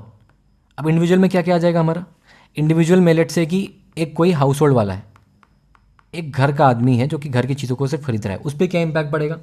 तो हाउस होल्ड सेक्टर जो हमारा है बेसिकली हम देखते हैं कि सेक्टर पे क्या इम्पैक्ट पड़ रहा है, ठीक है। तो हाउस होल्ड सेक्टर का क्या होगा, इन्फ्लेशन आता है तो हाउस होल्ड सेक्टर की स्पेंडिंग बढ़ जाएगी। जितना खर्च करते थे, मैगी मान लो 14 रुपये के लाते थे, 10 का लाते थे, 14 में ला रहे हैं, तो उनकी स्पेंडिंग अल्टीमेटली बढ़ गई, ठीक है। तो स्पेंडिंग बढ़ गई तो उनके पास बजट तो लिमिटेड था ना यार, तो उनकी जो परचेजिंग, मैं बोलूँगा कि जो परचेजिंग, उनका जो परचेजिंग कैपेसिटी था, ठीक है, वो कम हो गया, ठीक है। तो बेसिकली परचेजिंग कैपेसिटी कम हुई, स्पेंडिंग ज़्यादा हो गई, और जितना कमा रहे हो तो कम ही कमा रहे हैं, तो अल्टीमेटली क्या होगा, what is the result of this कि अब जो पैसा सेव करना चाहते हैं वो सेविंग अल्टीमेटली क्या हो जाएगी, दैट सेविंग विल रिड्यूस, ठीक है। अब सेविंग रिड्यूस से क्या दिक्कत है, पैसा अगर कम सेव किया तो बैंक में पैसा कम सेव किया, अगर बैंक में पैसा कम डाला तो बेसिकली क्या होगा, आपका मनी मल्टीप्लायर कम हो जाएगा। कैसे कि बैंक के पास अगर पैसा कम डाला तो बैंक के पास पैसे कम है, तो बैंक ने क्रेडिट क्रिएशन कम करा, मतलब कि बैंक ने लोन क्रिएशन कम करा। अगर अब बैंक ने लोन क्रिएशन कम करा, ठीक है, अगर बैंक ने लोन क्रिएशन कम करा मतलब क्या हुआ कि इंडिविजुअल जिसको उसको पैसा पहुंचना था इकोनॉमी में, वो पैसा ही नहीं पहुंचा या कम पहुंचा। तो पैसा अगर कम पहुंचा तो पहली बात क्या हो गया, इसका बैंक मनी मल्टीप्लायर कम हुआ। तो इसका एक इनडायरेक्ट इम्पैक्ट है कि मनी मल्टीप्लायर अगर लॉन्ग टर्म में इन्फ्लेशन है तो, ठीक है, मल्टीप्लायर लॉन्ग टर्म इन्फ्लेशन में कम हो जाएगा, शॉर्ट टर्म में नहीं, लॉन्ग टर्म में। सेकंड क्या इम्पैक्ट पड़ सकता है लॉन्ग टर्म वाले में, कि इन्वेस्टमेंट में भी इम्पैक्ट डाल सकता है लॉन्ग टर्म। अगेन मैं रिपीट करवा पर long term, short term inflation is good, long term inflation very high level inflation is bad, a certain level inflation is good. Why? Because थोड़ा इन्फ्लेशन होगा तो लोग खरीदना भी चाहेंगे, ठीक है, समझ रहे हो इस बात को। तो not every time inflation is bad, very high level of inflation is bad, समझ रहे हो। जैसे आरबीआई कहती है ना कि इन्फ्लेशन टारगेटिंग आरबीआई करती है, कहती है 4 + -2। अब ये इसको 0 भी तो कर सकती थी, आरबीआई ने कहा कि नहीं, या तो 2 से 6 के बीच में रखो इन्फ्लेशन, 2 से 6%, तो ये 0 थोड़ी है। इसका मतलब कि certain level of inflation is required in the economy. क्यों? ताकि इन्फ्लेशन को तभी तो लोग डिमांड करेंगे, ठीक है, इकोनॉमी चलनी भी तो चाहिए। Okay, second impact on, what is the impact on the रुपया, हमारे रुपया पे क्या इम्पैक्ट पड़ेगा, what is impact on the money, रुपया अप्रिशिएट करेगा डिप्रिशिएट करेगा, क्या होगा? देखो, अब सबसे पहले इन्फ्लेशन आ गया तो रुपये की परचेजिंग पावर कम हो जाएगी, ठीक है, रुपये की क्या हो जाएगी, परचेजिंग पावर रुपये की क्या हो जाएगी, बेसिकली परचेजिंग पावर रुपये की कम हो जाएगी। अब परचेजिंग पावर रुपये की अगर कम हो गई, दैट इम्प्लाइज व्हाट, कि रुपये में क्या आ जाएगा, डिप्रिसिएशन आ जाएगा, ठीक है, depreciation will occur in the rupee. Okay, now will talk about the third point which says what, कि इम्पैक्ट क्या पड़ेगा आपके प्रोडक्शन पे क्या इम्पैक्ट पड़ेगा, लेट से, ठीक है। तो मतलब मान लो कि इसमें दो केसेस हैं, इसमें आप देखो केस 1 एंड केस 2। केस 1 में क्या है कि इन्फ्लेशन अभी नए नए फेज पे है, ठीक है, तो केस 1 में इन्फ्लेशन इज लो प्लस इस on initial time, initial phases कि नया नया इन्फ्लेशन आया है मार्केट में और कम भी रेट है उसका, कि इन्फ्लेशन का जो रेट है कि रेट इज़ लो ऑल्सो। तो इस केस में प्रोडक्शन क्या होगा, प्रोडक्शन आपका बूस्ट होगा, production will be boosted, production increase होगा बेसिकली। बट अगर केस 2 में क्या है कि इन्फ्लेशन का अगर रेट इज़ हाई, ठीक है, अगर इन्फ्लेशन का रेट हाई हो गया प्लस ये बहुत लंबे टाइम के लिए है, बहुत लॉन्ग टर्म के लिए इन्फ्लेशन रहेगी आपकी इकोनॉमी में, सो ये क्या करता है अब, सो this will create a negative impact on the economy. अब ये क्या करना चाहिए, क्या करेगा कि अब इन्फ्लेशन बहुत ज़्यादा हो गया तो लोग बोलेंगे यार बड़ा महंगा सामान है, बाद में खरीदते हैं, ठीक है, they will again delay their purchasing tendency. तो अगेन क्या होगा उससे कि डिमांड जो आपकी क्या है, डिमांड आपकी फॉल हो जाएगी, अल्टीमेटली क्या होगा, आपका इकोनॉमी जो है वो सफ़र करेगा, ठीक है, तो इकोनॉमी क्या करेगा, आपका सफ़र करेगा। सो इट इज़ गुड और बैड, तो नाउ इट्स बिकम बैड हो गया ना हमारे लिए, अब तो it becomes bad for us, ठीक है। Okay okay, now fourth number, ये बड़ा इंपॉर्टेंट है कि क्या इम्पैक्ट पड़ता है आपके इस पे, मान लो कि लोन पे क्या इम्पैक्ट पड़ा आपके, ठीक है। अब लोन के पास दो पार्टीज होती हैं, एक पार्टी वो होता है जो लोन देता है उसको कहते हैं क्रेडिटर, एक पार्टी वो होता है जिसने लोन लिया है उसको कहते हैं डेटर, ठीक है। अब समझो very important fact, very important concept यहाँ पे, कि जिसने लोन दिया, क्रेडिटर ने डेटर को लोन दिया और डेटर इसको क्या दे रहा है, इंटरेस्ट दे रहा है, इसने इसको क्या दिया, लोन दिया, और ये इसको क्या दे रहा है, बेसिकली इंटरेस्ट दे रहा है। अब समझो मेरे को एक बात कि लेट से कि क्रेडिटर ने इसको लेट से 100 रुपये इंटरेस्ट में दिया, 100 रुपये मतलब लोन में दिया। अब ये कुछ तो भी इसको 6% का मतलब मान लो कि इसको ये 12% का इंटरेस्ट पे कर रहा है, ठीक है, 12% का इंटरेस्ट पे कर रहा है, ठीक है। अब यहाँ पे एक बात वेरी इंपॉर्टेंट समझो कि क्रेडिटर ने 100 रुपये दिया, ठीक है, और इन्फ्लेशन हो गया 6%, इन्फ्लेशन हो गया 10% मान लो, या इन्फ्लेशन हो गया मान लो कि 15%। तो ये करेंसी अगर मान लो 100 रुपया इसने 5 साल के लिए लोन लिया, तो हर साल तो इसकी वैल्यू 15% के हिसाब से बढ़ रही है, ठीक है। तो मतलब कि 115 तो हर साल हो ही रहा है यार, 15 + 15 + 15 हर साल बढ़ रहा है। वेराइज ये डेटर इसको कितना दे रहा है, 10 + 10 + 10 करके दे रहा है, तो ये इसको 5-5 रुपये का हर साल लॉस हो रहा है। तो किसको लॉस हुआ, इन्फ्लेशन का। सो इन्फ्लेशन का लॉस किसको, बता मुझे। तो इन्फ्लेशन जब आता है तो इन्फ्लेशन के आने के बाद ये जो जिसने लोन दिया है इसको लॉस फील होता है, एंड जिसने लोन लिया है इसको बेनिफिट हो जाता है। तो ही विल बी हैप्पी, ठीक है, डेटर वाला happy and this will be sad, ठीक है। तो debtor will be your happy, ठीक है, डेटर आपका क्या करेगा, हैप्पी फील करेगा, एंड ये जो सैड ये है ये आपका क्या हो जाएगा, बेसिकली ये आपका सैड हो जाएगा, ठीक है। एक ही आँख बना इसका, ठीक है, कोई बात नहीं, देख लो। ओके, ये हो गया आपका। अब हम क्या समझते हैं, अब यहाँ पे समझते हैं कि यहाँ पे बॉन्ड के बाद समझते हैं बॉन्ड पे क्या इम्पैक्ट पड़ेगा। तो बॉन्ड में हम समझते हैं कि बॉन्ड में आपका गवर्नमेंट सिक्योरिटी वाला बॉन्ड सही टाइप से, ठीक है। तो गवर्नमेंट सिक्योरिटी का bond is also kind of loan instrument, debt instrument ही है। तो ये क्या है, it's a kind of debt instrument, right. मतलब किसी ने किसी को लोन दिया। अब यहाँ पे बेसिकली दिक्कत क्या है कि यहाँ पे क्रेडिटर जो है वो यहाँ पे हो जाता है लो पर्सन, एंड डेटर आती है गवर्नमेंट, सेम चीज़ है। तो मेरे को बताओ यहाँ पे कि गवर्नमेंट ने लोन लिया है, ठीक है, और लोगों ने सॉरी हाँ लोग दिया है और गवर्नमेंट इसको इंटरेस्ट दे रही है, तो लॉस कौन होगा, यहाँ पे क्रेडिटर कौन है, यहाँ पे he is the creditor and he is the government is a debtor. तो हमें पता है कि डेटर जो है, डेटर के पास बेनिफिट हो तो गवर्नमेंट को बेनिफिट हो जाएगा, तो he will be positive, and loss किसको हो जाएगा, जो इसने लोन दिया है इन लोगों के पास लॉस होगा। इसका मतलब कि अगर देर इज मार्केट में inflation in the economy, very important concept समझो एग्जाम के लिए, कि if there is inflation in the economy, यहाँ पे मैं इसको अलग ही सेक्शन मान देता हूँ कि यहाँ पे अगर इसका मतलब कि if there is inflation in the economy, तो इन्फ्लेशन से क्या हो रहा है कि जो बॉन्ड होल्डर है, जिसके बॉन्ड होल्डर कौन होगा, बॉन्ड इश्यूअर तो गवर्नमेंट है, और जिसने बॉन्ड होल्ड किया है उसने लोन दिया है, तो बॉन्ड होल्डर क्या होगा, बॉन्ड होल्डर को लॉस होता है। अरे यार इसीलिए तो गवर्नमेंट ने इन्फ्लेशन इंडेक्स्ड बॉन्ड बनाया, लोगों को करने के लिए, ठीक है भैया, लोग बोलते थे कि यार गवर्नमेंट सिक्योरिटी क्यों लेंगे, मैं लॉस हो जा रहा है, तो ये कहते हैं ठीक है हम आपको आपका जो प्रॉफिट है ना उसको हम इन्फ्लेशन से इंडेक्स करके देंगे, इन्फ्लेशन से मैनेज करके दे देंगे, ठीक है। That is why they launch something called as inflation index bond. ये चीज़ है यहाँ पे, दिस इज़ द कॉन्सेप्ट यार, समझ आ रही है कॉन्सेप्ट। अब क्या है, पूरा लिंकिंग बन चुका है, ठीक है, दैट इज़ द थिंग। अच्छा ठीक है, बहुत बढ़िया। इन्फ्लेशन आता है इन द इनिशियल लेवल, ठीक है। तो इनिशियल लेवल इन्फ्लेशन जब आता है तो कौन से लोग खुश हो जाते हैं, ठीक है। एक चीज़ यहाँ देख लो कि कौन कौन से लोग खुश होते हैं। So which are benefited from inflation, किसको बेनिफिट हो रहा है, इसका मतलब कि कौन, which are the people who are happy basically. तो या तो जिसने लोन लिया है ही इज़ हैप्पी, या फिर जो बिजनेसमैन है, क्योंकि पैसा बढ़ा तो उनका क्या होता है, उनके लिए अच्छा होता है, प्रोड्यूसर या बिजनेसमैन के लिए अच्छा होता है, ठीक है, ओके। इन लोगों के लिए ये चीज़ अच्छा है, ठीक है, ऑल राइट। गवर्नमेंट को ही फायदा हो जाएगा इन्फ्लेशन का, क्योंकि गवर्नमेंट डेटर ही तो है, गवर्नमेंट बॉन्ड के थ्रू, गवर्नमेंट सिक्योरिटी के थ्रू, ठीक है, ओके। नाउ अब यहाँ पे एक चीज़ समझो और वेरी इंपॉर्टेंट, कि एक चीज़ होती है उसको कहते हैं हम नंबर 6 में बोलेंगे कि एसेट होल्डिंग। अब एसेट जो होता है आपका दो तरीके का होता है, एक होता है आपका physical asset like your land, like your gold and all, physical asset. एक होता है आपका फाइनेंशियल एसेट, होता है financial asset like your bond, security, ठीक, डेट इंस्ट्रूमेंट्स, स्टॉक्स, शेयर्स, ये सब वगैरह वगैरह। तो फिजिकल एसेट में क्या होगा, जिसने फिजिकल एसेट होल्ड किया होगा दे विल मेक प्रॉफिट, क्योंकि आपने ज़मीन आज लिया मान लो कि 1 करोड़ रुपये की, कल को 1.2 करोड़, तो आपको प्रॉफिट हो गया। लेकिन आपने फाइनेंशियल एसेट लिया, लेट से गवर्नमेंट सिक्योरिटी, तो आपका तो लॉस हो गया था, तो इनको क्या हो जाता है, इनको लॉस हो जाता है। इससे बाहर क्वेश्चन नहीं आएगा एग्जाम में, ठीक है, और आया तो किसी से नहीं बन रहा है।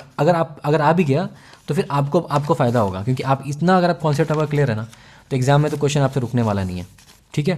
तो इतनी चीज़ हमारे क्लियर है, इन्फ्लेशन का इंपैक्ट सारा क्लियर है कि इंडिविजुअल पे क्या इंपैक्ट पड़ेगा, रुपये का पावर कम हो जाएगा, डिप्रिशिएट हो जाएगा, प्रोडक्शन पे क्या इंपैक्ट पड़ेगा, इनिशियल बढ़िया है, बाद में नुकसान है, ठीक है। लोन पे क्या इंपैक्ट, देने वाले को नुकसान है, लेने वाले को फ़ायदा है। बॉन्ड पे क्या है, गवर्नमेंट को फ़ायदा है, हमको नुकसान है, इसलिए इन्होंने इंटरेस्ट इंडेक्स बॉन्ड लेकर आए ये लोग, ठीक है। बेनिफिट इन तीनों को बेनिफिट है, यहाँ तक हमारा खत्म है। एसेट एंड फिजिकल वाले को प्रॉफिट है, लैंड को प्रॉफिट है, गोल्ड को प्रॉफिट है, फाइनेंशियल वाले गवर्नमेंट सिक्योरिटी वाले को लॉस है। इतना क्लियर है, okay. Now assuming this, I'm moving forward and I'll tell you few more things about this. That is your a term called as stagflation, ठीक है, टर्म कॉल्ड एज स्टैगफ्लेशन, ठीक है। ये क्या होता है, इसका मतलब इसमें दो चीज़ें हैं, एक होता है स्टैगनेंट, स्टैग फॉर स्टैगनेंट। क्या स्टैगनेंट है भाई, स्टैगनेंट मतलब रुका हुआ, क्या स्टैगनेंट है, स्टैगनेंट इकोनॉमी, मतलब कि इकोनॉमी का ग्रोथ ही जो है वो रुका हुआ है। एंड फ्लेशन का मतलब इन्फ्लेशन, मतलब कि it's a kind of a hypothetical condition, जहाँ हाइपोथेटिकल नहीं, पैराडॉक्सिकल कंडीशन है, it's a paradox, economic paradox, मतलब कि it's like a two things which are not suppose to happen are happening, that's a paradox. तो that is why कि देखो in general क्या होता है कि इन्फ्लेशन अगर होता है इनिशियल लेवल पे तो that is good for economy, क्योंकि अब डिमांड बढ़ती है, लोग ज़्यादा खरीदते हैं, ज़्यादा इकोनॉमी में पैसा आता है, तो प्रोडक्शन ज़्यादा होता है, तो डिमांड सप्लाई पूरा का मैनेज हो जाता है, that is a good thing initial level पे इन्फ्लेशन। बट यहाँ से यार इन्फ्लेशन भी है और इकोनॉमी भी स्टैगनेंट हो पड़ी है, ठीक है। और क्या है बेसिकली, और क्या दिक्कत है इसमें कि इन्फ्लेशन भी हाई, इकोनॉमी भी स्टैगनेंट है और अनएम्प्लॉयमेंट भी बढ़ गया, क्यों, क्योंकि प्रोडक्शन ही नहीं हो पा रहा है, एम्प्लॉयमेंट बढ़ चुका है। सो इट इज़ लाइक कि इन्फ्लेशन भी है और अनएम्प्लॉयमेंट भी है, और इकोनॉमी भी भाई, इकोनॉमी पूरी की पूरी है स्क्रूड है, ठीक है, अनएम्प्लॉयमेंट भी हाई है। So this is something which we call as कि this breaks off from the Phillips curve. तो ये फिलिप्स कर्व को फॉलो नहीं करता, फिलिप्स कर्व को ब्रेक ऑफ कर जाता है, ठीक है। सो बेसिकली स्टैगफ्लेशन, एग्जाम में क्वेश्चन पूछता है आपसे कि which type of inflation breaks off from the Phillips curve. Now the question is कि what is a Phillips curve and इसका ब्रेक ऑफ करने का क्या मीनिंग है, समझो कि Phillips curve is a curve which says, यहाँ समझो कि फिलिप्स कर्व है क्या, ठीक है। फिलिप्स कर्व क्या होता है, तो बेसिकली फिलिप्स कर्व का मतलब है आपका, सिंपल समझो, कुछ नहीं, it's a kind of curve. हमें 4 कर्व पढ़ना होता है इकोनॉमी में, बाद में पढ़ा दूंगा मैं, ठीक है, कल पढ़ाऊंगा मिसलेनियस वाले टॉपिक में, ठीक है। फिलिप्स कर्व क्या होता है कि it's a curve between what, it's a curve between two dynamics. Which two dynamics, first is your inflation और सेकेंड इज योर अनएम्प्लॉयमेंट। तो ये क्या कहता है कि यार जैसे ही आपका इन्फ्लेशन बढ़ेगा, ठीक है, इन्फ्लेशन बढ़ेगा, इन्फ्लेशन के बढ़ने से अनएम्प्लॉयमेंट जो होगा वो आपका कम होगा, क्योंकि जैसे इन्फ्लेशन होगा तो मतलब बेसिकली क्या होगा कि प्रोडक्शन बढ़ेगी, डिमांड बढ़ेगा, प्रोडक्शन बढ़ेगा, तो एम्प्लॉयमेंट भी बढ़ेगा। But this is a normal curve, so every kind of inflation follows the Phillips curve. तो इसका कर्व कुछ इस तरीके से आता है, ऐसा कुछ कर्व आता है, ठीक है, रेट से बना दूँ क्या, इसका कर्व कुछ ऐसा आता है, इसे inversely proportional curve, it's inverse hyper बोला, ठीक है। बट इतना मत समझो मैथमेटिक्स के लिए, आप इतना समझो बस मेरे को कि इसमें inflation is inversely proportional to unemployment. मतलब कि अगर इन्फ्लेशन बढ़ा तो डिमांड बढ़ी, तो प्रोडक्शन बढ़ा तो एम्प्लॉयमेंट बढ़ जाएगा, तो मतलब अनएम्प्लॉयमेंट क्या हो जाएगा, कम हो जाएगा। इतनी चीज़ क्लियर है। तो this is the curve. But what happens here, यहाँ पे क्या हो रहा है, यहाँ पे इन्फ्लेशन तो बढ़ रहा है लेकिन अनएम्प्लॉयमेंट भी बढ़ जा रहा है, मतलब कि it is against this Phillips curve. तो एग्जाम में क्वेश्चन आएगा एमसीक्यू कि which type of inflation breaks off from the Phillips curve. तो एग्जाम आंसर क्या हो जाएगा, दिस इज जो एमसीक्यू का पॉइंटर। तो कौन सा पड़ जाएगा आपका, ये स्टैगफ्लेशन जो है, it breaks off from your Phillips curve. इतना क्लियर है क्या हमें। तो हमने अगर टाइप ऑफ इन्फ्लेशन के बारे में बात करी, दो चार बातों के बारे में और बात कर लेते हैं यार कि what are the other types of inflation. कुछ खास इंपॉर्टेंट है नहीं बट फिर भी देख लो कि what are the other types of inflation, ठीक है। तो what are the types of inflation समझ लो, कुछ खास बात नहीं है, 2 मिनट में हो जाएगा, ठीक है। तो पहला है इन्फ्लेशन, इसको कहते हैं हम, ऐसे तो बहुत सारे इन्फ्लेशन है, ठीक है, बट जो हम समझ रहे हैं उसको समझ लो कि एक तो आपका इन्फ्लेशन है, उसको कहते हैं हम एक हो स्टैगफ्लेशन देख लिया हमने। अच्छा, एक होता है आपका basically is your low inflation, ठीक है। एक होता है हाइपर इन्फ्लेशन, एक होता है गैलोपिंग इन्फ्लेशन, ठीक है। तो एक तो होता है नॉर्मल इन्फ्लेशन का रेट जो हमारा कितना है, जो चलता है जनरली 6 to 8% के आसपास, नॉर्मल इन्फ्लेशन। फिर एक होता है उसको कहते हैं हम hyper inflation, sorry galloping inflation. उससे और बढ़ोगे तो आ जाएगा आपका गैलोपिंग इन्फ्लेशन, कि इन्फ्लेशन अगर आपका नॉर्मल से थोड़ा सा ज़्यादा बढ़ गया तो बोलेंगे गैलोपिंग इन्फ्लेशन। अगर आपका गैलोपिंग से भी ज़्यादा बढ़ गया इसको बोलेंगे hyper inflation. This is the highest level of inflation जो आपके कब आता है, ये कब आता है, हाइपर इन्फ्लेशन जनरली तब आता है जब आप क्या करते हो, डेफिसिट ऑफ फाइनेंसिंग करते हो। इसका क्या मतलब है, हमने पढ़ा था बजट के चैप्टर में, जब आप डेफिसिट ऑफ फाइनेंस करते हो मतलब क्या, कि जब गवर्नमेंट के पास फिजिकल डेफिसिट बहुत ज़्यादा बढ़ गया और आप क्या कर रहे हो, you are printing currency, RBI is printing currency, और उससे आप डेफिसिट को मॉनिटाइज कर रहे हो। यार उल्टा मैंने बोल दिया, इसलिए कि मॉनिटाइजेशन ऑफ डेफिसिट है, नाम ही उल्टा हो गया। इसको कहते हैं मॉनिटाइजेशन ऑफ डेफिसिट, की जो डेफिसिट फिजिकल डेफिसिट हुआ था उसको आपने क्या करा, आपने उसको मॉनिटाइजेशन कर दिया। Monetization of what, monetization of physical deficit, ठीक है। This is what you did. इस केस में आपने करेंसी को इतना प्रिंट कर दिया कि मार्केट में पैसा इतना ज़्यादा प्रिंट हो गया कि अल्टीमेटली क्या हो गया, बेसिकली इन्फ्लेशन बढ़ गया बहुत ज़्यादा, ठीक है। एक और तरीका हमने यहाँ पे पढ़ा, एक और टाइप पढ़ लिया हमने, स्टैगफ्लेशन तो ऑलरेडी हमने यहाँ पे देख ही लिया है। तो एक और type of inflation is your stagflation which we already have talked about, ठीक है। अब इसके बाद एक और बात करेंगे हम लोग, उसको कहते हैं हेडलाइन एंड कोर इन्फ्लेशन। ये क्या होता है, देखो हेडलाइन इन्फ्लेशन का मतलब होता है बेसिकली, इट्स वेरी सिंपल, कुछ खास बात नहीं, समझो इसको। हेडलाइन इन्फ्लेशन का मतलब होता है कि ऑल काइंड्स ऑफ इन्फ्लेशन, जितने भी हमारे गुड्स एंड सर्विसेज हैं उनको अगर हम काउंट कर लेंगे उसको हेडलाइन इन्फ्लेशन बोलेंगे, ठीक है। टोटल इन्फ्लेशन मतलब कि ऑफ टोटल इन्फ्लेशन, ठीक है। जैसे कोई आप कहते हैं ना कि सारा जितना भी चीज़ है हमारा, सब कुछ खाना पीना फ्यूल सब कुछ काउंट कर लेंगे, तो बेसिकली हेडलाइन इज बेसिकली क्या आपका है, टोटल इन्फ्लेशन, ठीक है, कि हर चीज़ का इन्फ्लेशन को काउंट कर लेंगे तो टोटल इन्फ्लेशन बोलेंगे। एग्जाम्पल इसका क्या है, example is your CPI combined, this is the example of this. आगे पढ़ेंगे सीपीआई कंबाइंड क्या होता है। अब देखो, अब फिर एक और क्या है आपका, उसको कहते हैं हम कोर इन्फ्लेशन। अब कोर इन्फ्लेशन क्या होता है, कोर इन्फ्लेशन देखो नाम से लग रहा है कोर, मतलब कि सिर्फ बीच के बारे में बात करेगा। इसका मतलब कि it will only talk about those things which are not volatile in nature. मतलब कि दो चीज़ें होती हैं हमारी, एक होता है फूड, एक होता है फ्यूल, और ये दो चीज़ जो है ना, it is highly volatile in nature. मतलब क्या होता है कि इनकी प्राइस बढ़ती बहुत जल्दी है और घटती बहुत जल्दी है। सो इनकी price are not static, that's why they cause instability, ठीक है। इसीलिए हम जब ये कैलकुलेट कर रहे हैं ना, जब हम ये कैलकुलेट कर रहे हैं कोर इन्फ्लेशन, तो ये एक्चुअली बताता है कि भैया मेन चीज़ों की प्राइस कैसे बढ़ी है। तो इसका क्या कैसे बंद निकलता है कोर इन्फ्लेशन, कुछ नहीं है भैया, आप टोटल इन्फ्लेशन निकालो। टोटल में से आप बस ना जो फ्यूल का है, फ्यूल प्लस फूड, इन दोनों में क्या दाम बढ़ा है इसको आप इग्नोर ही कर दो। इसमें जो इन्फ्लेशन हुआ है उसको आप इग्नोर कर दो और बाकी टोटल इन्फ्लेशन जो रेट है उसको पे काउंट कर दो। तो आपको सिर्फ कोर दिखेगा कि what is the main thing. ये तो कभी बढ़ रहा है घट रहा है, that's why they are not taking this into account. इतनी समझ में आई आपको। तो बेसिकली एक बात बताओ मुझे कि ये जो हमने टोटल मैं बोल रहा हूँ, ये टोटल क्या हेडलाइन इन्फ्लेशन नहीं है, टोटल ही तो है ये। तो इसका मतलब कि यहाँ पे मैं total inflation minus fuel and food बोलूँ, या फिर मैं यहाँ पे बोल सकता हूँ और आई कैन से कि और headline inflation, can I say that और नॉट। तो headline inflation minus this, simple है, ओके। सो देख लिया हमने, क्या देखा, normal galloping and hyper inflation. देखो अब यहाँ पे क्या होता है कि इन्फ्लेशन रेट अगर 200 से ज़्यादा बढ़ जाता है तो बोलेंगे हाइपर इन्फ्लेशन, ठीक है, समझ रहे हो बात को। और नॉर्मली अगर 6, 10, 12 ऐसा कुछ रहता है तो नॉर्मल इन्फ्लेशन है, इन दोनों के बीच में रहता है तो गैलोपिंग इन्फ्लेशन है। इतना क्लियर है, ओके। अब विल टॉक अबाउट थिंग्स की इन्फ्लेशन को हम लोग मेजर कैसे करते हैं। हमने देखा था, देख लिया क्या क्या चीज़ है। अब समझो इन्फ्लेशन को मेजर कैसे करते हैं।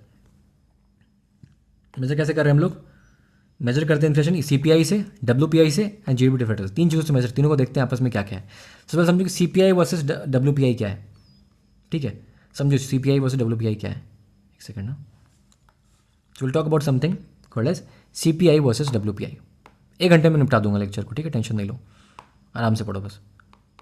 CPI वर्सेस WPI, समझ रहे हैं इस चीज़ को हम लोग, ठीक है। अब देखो इन दोनों को हम लोग अच्छे से आराम समझते हैं कि दोनों चीज़ है क्या, दोनों में हम लोग कंपैरिजन भी कर लेंगे और कोई दिक्कत नहीं आएगी, ठीक है। ओके, लेट अस सी कि क्या है, तो इसको एक बार हम लोग अच्छे से पढ़ते हैं, ठीक है। ओके, यार क्या हो रहा है ये, ओके सही है ना। Okay, now see will talk about few of the parameters यहाँ पे, ठीक है। पैरामीटर क्या बात करेंगे, will talk about few of the parameters.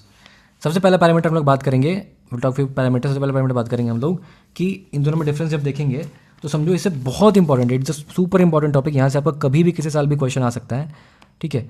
It is a super important topic और आपको टेस्ट सीरीज में सबसे ज़्यादा क्वेश्चन यहाँ से मिलता ही मिलता है, ठीक है। तो सुपर इंपॉर्टेंट टॉपिक है, आपको इसको छोड़ना नहीं है, अच्छे समझना है, आराम समझा दूंगा, कोई दिक्कत नहीं होगा, ठीक है। सबसे पहला क्वेश्चन आता है कि यार इसको कैलकुलेट कौन करेगा, है ना भाई। ये क्या है, बेसिकली इंडेक्स से बताता है कि इन्फ्लेशन कितना है, ठीक है। एक काम करो, मैंने इसको एक्सचेंज क्यों किया, कुछ नहीं ऐसे किया क्योंकि बताऊंगा बाद में क्यों किया, कोई खास बात नहीं, समझ लो, ठीक है। अब दोनों में डिफरेंस देख रहे हैं हम लोग, ठीक है। ओके, तो डिफरेंस क्या क्या है देखो। सबसे पहला आपको मैंने क्या कहा आपको कि बताओ मेरे को कि यार कि इसको डिक्लेयर कौन कर रहा है, ठीक है। तो who is calculating it, number 1 कौन कर रहा है कैलकुलेट, बताओ मुझे। आपको नहीं पता, कोई बात नहीं, मैं बताता हूँ, टेंशन नहीं लो, ठीक है। कौन कर रहा है इसको, तो इन WPI को करती है आपकी मिनिस्ट्री ऑफ कॉमर्स। कौन करता है इसको, मिनिस्ट्री ऑफ कॉमर्स करती है, ठीक है। CPI को कौन करता है, CPI को करता है NSO, जो किस मिनिस्ट्री में आती है, मिनिस्ट्री ऑफ स्टैटिस्टिक्स में आती है। इतना क्लियर है क्या, ओके। तो कौन इसको कर रहा है, ये क्लियर हो गया हमारा, ओके। नाउ सेकंड चीज़ कि किस बेस ईयर का एग्जाम में क्वेश्चन पूछता है कि बेस ईयर क्या है इन दोनों के लिए। तो WPI के लिए बेस ईयर इज 2011 टू 2012, इसके लिए बेस ईयर इज 2012। इतनी चीज़ क्लियर एग्जाम के लिए, ठीक है। और समझो और क्या कह रहा है। अब ये क्वेश्चन एग्जाम में पूछता है कि इसमें प्रोडक्ट्स क्या क्या हैं, इसमें क्या क्या प्रोडक्ट्स काउंट करते हो आप WPI में, किसके प्रोडक्ट को WPI वाले इंडेक्स में डालोगे। सो इसमें ऑल द प्राइमरी मैन्युफैक्चरिंग, जो भी प्राइमरी प्रोडक्ट्स हैं, लाइक योर एग्रीकल्चर का प्राइमरी मतलब कि जो फर्स्ट स्टेज में बना है, फिनिश गुड नहीं है, मतलब कि एकदम फाइनल स्टेज वाला नहीं है, सेकेंडरी टर्सरी वाला नहीं, कि मार्केटिंग तक नहीं पहुंचा है अभी। तो जो भी एग्रीकल्चर का है, जो भी आपके मैन्युफैक्चरिंग सेक्टर का है, ठीक है, जो भी आपकी इलेक्ट्रिसिटी का है, ये सारे सेक्टर का जो भी गुड्स है, प्राइमरी सेक्टर का जो गुड्स है, इसको हम प्रोडक्ट वाले में डालेंगे, ठीक है। वेराज हम इसमें किसको डालेंगे, CPI में डालेंगे जो भी हमारा फूड जो फाइनली हम कंज्यूम कर रहे हैं, ठीक है, जो भी हम बेवरेज कंज्यूम कर रहे हैं, ठीक है, जो भी जैसे क्लोथिंग ले रहे हैं हम, पान टोबैको जो भी यूज़ कर रहे हैं, ये सब कुछ इसमें क्या आ जाएगा, everything will be in CPI, ठीक है। ओके, तो मतलब CPI is a broad basket जो हम तक पहुंच रहा है, ठीक है। ये मैन्युफैक्चरर के लिए है। तो बेसिकली WPI जो है, WPI is more like your supply side, यहाँ मैं लिख सकता हूँ क्या, is more like supply side, ठीक है, मैन्युफैक्चर के साइड का। और ये क्या है, बेसिकली डिमांड साइड की, हम कितना डिमांड कर रहे हैं, तो ये बेसिकली वो इंडिकेट करेगा, ठीक है, क्योंकि कंज्यूम तो हम लोग कर रहे हैं ना इसको, ठीक है। ये बेसिकली कितना हम तक पहुंचा, ये कह रहा है कितना मैन्युफैक्चर से निकला, ठीक है। ओके, तो ये कहीं ना कहीं कॉस्ट पुश इन्फ्लेशन को मेजर करेगा, ये डिमांड पुल इन्फ्लेशन को मेजर करेगा। इतनी क्लियर होती है, ओके। नॉट एग्जैक्टली बट कहीं ना कहीं, टू सम एक्सटेंट, ठीक है। Okay, now the question they will ask you कि क्या इसमें सर्विसेज काउंट होती हैं, या जब मेरे फैक्ट्री से ही निकला, सर्विस क्यों देंगे उसमें, हम सर्विस को काउंट नहीं करते। That's why services are not included in WPI, however services are included in calculation of CPI, क्योंकि हम तक खाना पहुंचा, सर्विस तो हुआ होगा ना इसमें, जोमेटो वाला लेकर आ रहा है, ठीक है, तो कहीं ना कहीं से बन के आ रहा है, सारा सर्विस उसमें इंक्लूडेड है, ठीक है। Okay, very well. Okay, now they will ask you कि इनडायरेक्ट टैक्स लाइक GST, ठीक है, इनडायरेक्ट टैक्स तो हमारे पास GST चलता है, तो indirect tax like your example your GST, तो GST क्या इसमें देना पड़ता है WPI वाले को, WPI को नहीं देना पड़ता, क्योंकि यहाँ से तो प्रोडक्शन स्टार्ट हुआ है, यहाँ से GST अब लगना स्टार्ट होगा, ठीक है। तो यहाँ से बेसिकली स्टार्ट हुआ है, तो यहाँ पे जो आपका है इनडायरेक्ट टैक्स जो है basically it is not included. और ऑफ कोर्स यहाँ पे तो GST तो लगेगा ही, तो GST या फिर जो इनडायरेक्ट टैक्स जो आपका IDT, ये आपका एप्लीकेबल है, ठीक है। ये चीज़ क्लियर हुई है हमें, ठीक है, वेरी वेल। ओके, और देखो और क्या क्या है। अब कह रहा है इसमें रेगुलेट कौन किसको करेगा, देखो, तो रेगुलेशन कौन किसको करेगा, तो इसको RBI रेगुलेट करती है क्या, नहीं, RBI डू नॉट। अब बोलते हैं कि इन्फ्लेशन टारगेटिंग जो RBI करती है ना, इन्फ्लेशन टारगेटिंग एग्जाम में क्वेश्चन आता है वो किस पे करती है, तो RBI does inflation targeting. RBI जो अपनी इन्फ्लेशन टारगेटिंग करती है जो करती है ना inflation targeting monetary policy committee के थ्रू, इन्फ्लेशन टारगेटिंग जो करती है वो दैट कि इतना इन्फ्लेशन होना चाहिए, वो किस इन्फ्लेशन को मेजर क्या करता है, जो कहते हैं 4 to 6%, 4 + 2 ± 2%, ये जो परसेंटेज निकाल के देता कौन है? So it is based on it is according to CPI, ठीक है, CPI कंबाइंड। आगे बढ़ेंगे CPI कंबाइंड क्या होता है, ठीक है, ओके, इतना क्लियर है हमें? चलो बहुत बढ़िया, ओके। हाँ, 2014-11 से पहले क्या था ना कि WPI यूज़ होता था, but at present time CPI use होता है, ठीक है, इतना क्लियर है, ओके, ऑलराइट। और तो कुछ नहीं रह गया, सब कुछ देख लिया हमने, ओके। तो या हमने बेसिकली WPI CPI में डिफरेंस सारा कुछ देख लिया। अब now will talk about the same pattern पे, विल टॉक अबाउट कि WPI और GDP डिफ्लेटर में क्या फ़र्क है, ठीक है, सॉरी CPI और GDP में क्या फ़र्क है, दोनों में क्या फ़र्क है, CPI वर्सेस GDP डिफ्लेटर, इसमें क्या फ़र्क है, लास्ट टॉपिक होगा हमारा, इसके बाद चैप्टर एंड हो जाएगा, ठीक है। उसके पहले कुछ और देख लो जो हमने पढ़ा ना यहाँ पे CPI। तो CPI कितने तरीके का होता है वो एक बार देख लो मोटा मोटा। एक होता है CPI कंबाइंड, एक होता है CPI आपका ये इंडस्ट्रियल वर्कर, एक होता है CPI एग्रीकल्चर लेबर, एक होता है CPI रूरल लेबर, ठीक है। ये इतने तरीके के आपके 5-4 तरह के CPI होते हैं, ठीक है। कि अब समझो तो CPI कंबाइंड का मतलब है कि ये रूरल भी होता है और अर्बन, मतलब कि रूरल एरिया में क्या मतलब प्रोडक्ट और कमोडिटीज़ का दाम बढ़ रहा है, अर्बन में क्या बढ़ रहा है, ठीक है। तो रूरल में आइटम कम है, अर्बन में आइटम ज़्यादा है, क्योंकि अर्बन कंजम्पशन ज़्यादा है ना, तो यहाँ पे ज़्यादा आइटम। एग्जाम में क्वेश्चन पूछे कि CPI कंबाइंड के बास्केट में, इस बास्केट में जो भी गुड्स रखा हुआ है, इसमें अर्बन वाला बास्केट होगा, एक बास्केट आपका रूरल वाला होगा। किस बास्केट में सामान ज़्यादा है, कमोडिटी ज़्यादा है, number of item is greater than the urban basket, ठीक है, ओके, वेरी वेल।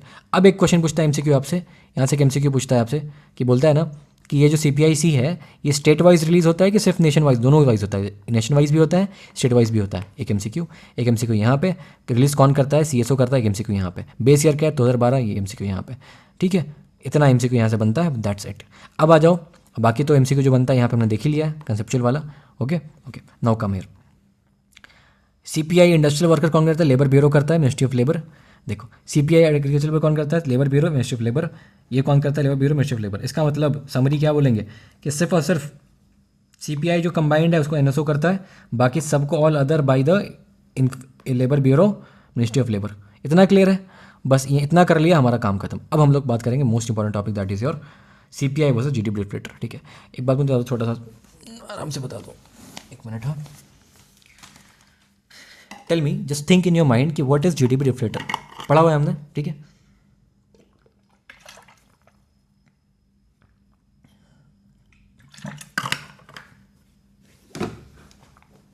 ठीक है, बताओ GDP डिफ्लेटर है क्या। GDP डिफ्लेटर का मतलब कुछ तो था नहीं, हमने पढ़ा हुआ है पहले, मैं यहाँ से देख लो, बता दूं क्या, ठीक है, देख लो यहाँ पे। So what is GDP deflator, क्या मतलब था इसका, GDP डिफ्लेटर का क्या मतलब था, डिफ्लेटर क्या मतलब था बेसिकली, ये कहता था कि नॉमिनल GDP, ये कहता था ना GDP अपॉन रियल GDP, ये कहता था। इसका मतलब कि इसका रेशियो जो है that talks about the GDP deflator. इसके बारे में हमने पढ़ा हुआ है कि इसके 1 से बड़ा होना होता है तो क्या होता है, छोटा होता है तो क्या होता है, एंड ब्ला ब्ला ब्ला, ठीक है। नॉमिनल वाला क्या बोलता है कि इन्फ्लेशन कितना है, ये बताता है कि बेस ईयर का प्राइस, मतलब कि it is adjusted to inflation, ये actual at current market price है, ठीक है।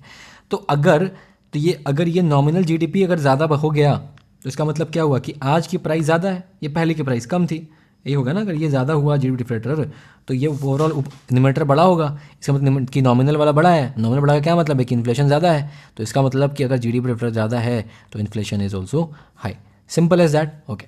नाउ विल सी, अब बताओ मुझे GDP डिफ्लेटर में क्या मेजर कर रहे हैं हम लोग, GDP मेजर कर रहे हैं, ठीक है। हम कह रहे हैं कि GDP में तो ग्रोथ हुआ है, लेकिन बताओ कि नॉमिनल टर्म्स में हुआ या रियल टर्म्स में हुआ, दोनों का रेशियो बता दो तो GDP डिफ्लेटर निकल जाएगा। सो इट्स अ टूल और it's an index to measure the inflation, ठीक है, ठीक है, समझ में आ गई बात, ठीक है। अब दोनों में डिफरेंस समझ लो, दोनों में आप क्या समझ लो डिफरेंस, अगेन वही वाली बात है कि हमारा किस में समझना है, CPI में, अच्छा कर लो, इसको मोटा कर लो थोड़ा सा, CPI में, और किस समझना है, CPI वर्सेस GDP डिफ्लेटर, दोनों में डिफरेंस समझ लो, ठीक है। दोनों में डिफरेंस क्या क्या हो जाएगा देख लो, ओके, क्या होता है यार ये, ओके, सही है, ओके। नाउ अंडरस्टैंड डिफरेंस क्या क्या है इसमें। पहला डिफरेंस समझ लो कि यार क्या होगा इसमें, पहला डिफरेंस विल बी लाइक कि यार बताओ मुझे एक चीज़ आप, नंबर वन विल बी कि मेरे को बताओ कि बास्केट जो अगर मैं बोलूँ कि बास्केट ऑफ गुड, किस में कितना गुड रखा हुआ है, ठीक है, किस में फिक्स होगा और किस में नहीं होगा, या किस में स्मॉल होगा। तो सीपीआई में तो यार एक फिक्स्ड बास्केट है, 600 गुड्स का यहाँ लिखा हुआ है, ठीक है, कुछ 600 के आसपास में गुड्स होते हैं इसमें, ठीक है। तो इसका जो बास्केट है कि कितने गुड्स आएंगे इसमें, this is basket is basically fixed. तो ये क्या होगा basically smaller basket. Where GDP deflator तो talks about the entire GDP यार। तो इसका क्या है कि all the goods and service produce in the country, ठीक है। तो इसका मतलब क्या है कि all goods and service, goods भी आएगा इसमें, इसमें सर्विसेज दोनों आएंगे क्योंकि जीडीपी की बात कर रहा है ना। All the goods and service produce in the country, ठीक है, इन द कंट्री, ठीक है, विल। तो ये बेसिकली क्या हो जाएगा, इट्स मोर कॉम्प्रहेंसिव बास्केट। तो एग्जाम में अगर क्वेश्चन आ गया कि between CPI and GDP deflator बताओ ज़्यादा कॉम्प्रहेंसिव कौन है, सो ज़्यादा कॉम्प्रहेंसिव इज़ योर डिफ्लेटर। क्यों? क्योंकि इसने पूरा का पूरा जीडीपी काउंट कर रहा है भाई, ठीक है, ओके, इतना क्लियर है। अगर एक चीज़ हम यहाँ ध्यान रख रहे हैं कि ये जो गुड्स एंड सर्विस प्रोड्यूस हुए हैं, these are within the country, मैं बोलूँगा कि कंट्री के अंडर है, कंट्री के बाउंड्री के अंदर ही बात कर रहे हैं हम लोग, ठीक है। तो इसका मतलब कंट्री के बाहर तो अपने को जाना ही नहीं है। तो इसका मतलब कि कंट्री बाहर से कुछ इंपोर्ट अगर करते हैं तो मतलब इंडिया का प्रोडक्शन तो है ही नहीं ना। तो बेसिकली कि imported goods will not be counted in the GDP reflector. This is one MCQ का पॉइंटर। तो यहाँ पे सेकंड पॉइंटर में क्या लिखोगे कि इंपोर्टेड जो गुड है आपका, ठीक है, तो imported products are not counted in the GDP reflector. Whereas your CPI में इंपोर्टेड चीज़ करो चाहे एक्सपोर्टेड करो, जो करो आपको बस कंज्यूम करना है, तो imported is included in this, ठीक है। आपने अगर सऊदी अरब से मंगा के अगर आपने डेट्स खाया तो उससे मतलब नहीं है, ठीक है, आपने कंज्यूम तो किया इंडिया में, सीपीआई में काउंटेड होगा, बट वो तो इंडिया में प्रोड्यूस ही नहीं हुआ तो जीडीपी में काउंट नहीं होगा, दैट्स वाई वहाँ जीडीपी रिपोर्ट में काउंट नहीं होगा, ठीक है, ओके। अब बात कर लो कि फिक्स कैसे होता है। ये मंथली फिक्स होता है और ये कैसे फिक्स होता है, ये क्वार्टरली फिक्स होता है। जैसे जीडीपी होता है ना, निकलता जीडीपी, भैया जीडीपी का डेटा आएगा तभी तो दोनों को डिवाइड करोगे। इसको निकालने के लिए क्या चाहिए आपको, नॉमिनल जीडीपी चाहिए और रियल जीडीपी चाहिए। ये डेटा हर क्वार्टर पे रिलीज होता है, that's why it is quarterly. Simple is that यार, कॉम्प्लिकेट क्यों करना है, ठीक है। एंड ये क्या हो जाता है, इट इज़ नैरो क्यों, क्योंकि फिक्स्ड है, और ये क्या है, इट इज़ मोर कॉम्प्रहेंसिव। तो एग्जाम में अगर क्वेश्चन आ गया कि विच इज़ मोर कॉम्प्रहेंसिव, तो your GDP deflector is more comprehensive, ठीक है। तो ये क्या है बेसिकली आपका, ये कॉम्प्रहेंसिव ज़्यादा है। इतना चीज़ क्लियर हो गया क्या हमको एग्जाम के लिए। इसमें अगर आपसे गलती हो गया ना तो मैसेज बता दूँ, मैं सर फोड़ लूँगा अपना, ठीक है, ओके, ठीक है। सो हमारा हो गया। तो आरबीआई बताओ मुझे, एक रिवीजन बताओ मुझे कि आरबीआई डब्ल्यूपीआई करता है सीपीआई करता है, आरबीआई डब्ल्यूपीआई करता है, ठीक है, सॉरी आरबीआई सीपीआई करता है, डब्ल्यूपीआई कौन करता है मेजर, वो आपका मिनिस्ट्री ऑफ कॉमर्स। एक और बताओ मुझे कि आरबीआई इन्फ्लेशन टारगेटिंग में कौन सा इंडिकेटर यूज़ करता है, सीपीआई यूज़ करता है, ठीक है। अब एक दो बात और समझ लो आप मुझे। हाँ, अब कल के लेक्चर में हमने क्या देखा होता है, यहाँ से हमारा इन्फ्लेशन तो खत्म हो गया, ठीक है। अब कल के लेक्चर के बारे में कुछ मेरे से चीज़ों को आप समझ लो। कल हमने पढ़ा था बैलेंस ऑफ पेमेंट। अब बैलेंस ऑफ पेमेंट एक चीज़ हमने पढ़ी थी एक्सचेंज रेट। उस एक्सचेंज रेट को हम लोग यहाँ पे वहाँ से मैंने उसको हटा दिया क्योंकि there was a discrepancy. UPSC जो मानता है हमें वो पढ़ना पड़ेगा, मैंने जो पढ़ा है वो ग्लोबल स्टैंडर्ड था, यूपीएससी उसको नहीं मानती अपेरेंटली। सो मैंने कल बहुत रिसर्च किया इसके ऊपर, मुझे पता पड़ा कि यूपीएससी उसको नहीं मानती है। तो जो बच्चों ने देख लिया उनको कन्फ्यूजन होता है, इसलिए मैंने उसको डिलीट ही कर दिया। And I am taking this again here, ठीक है। तो सॉरी तो ना हम लोग क्या कर रहे हैं बेसिकली, यहाँ पे एक्सचेंज रेट को हम लोग अच्छे से यहाँ पे एक बार 5-10 मिनट में देख लेंगे, कुछ खास बात नहीं।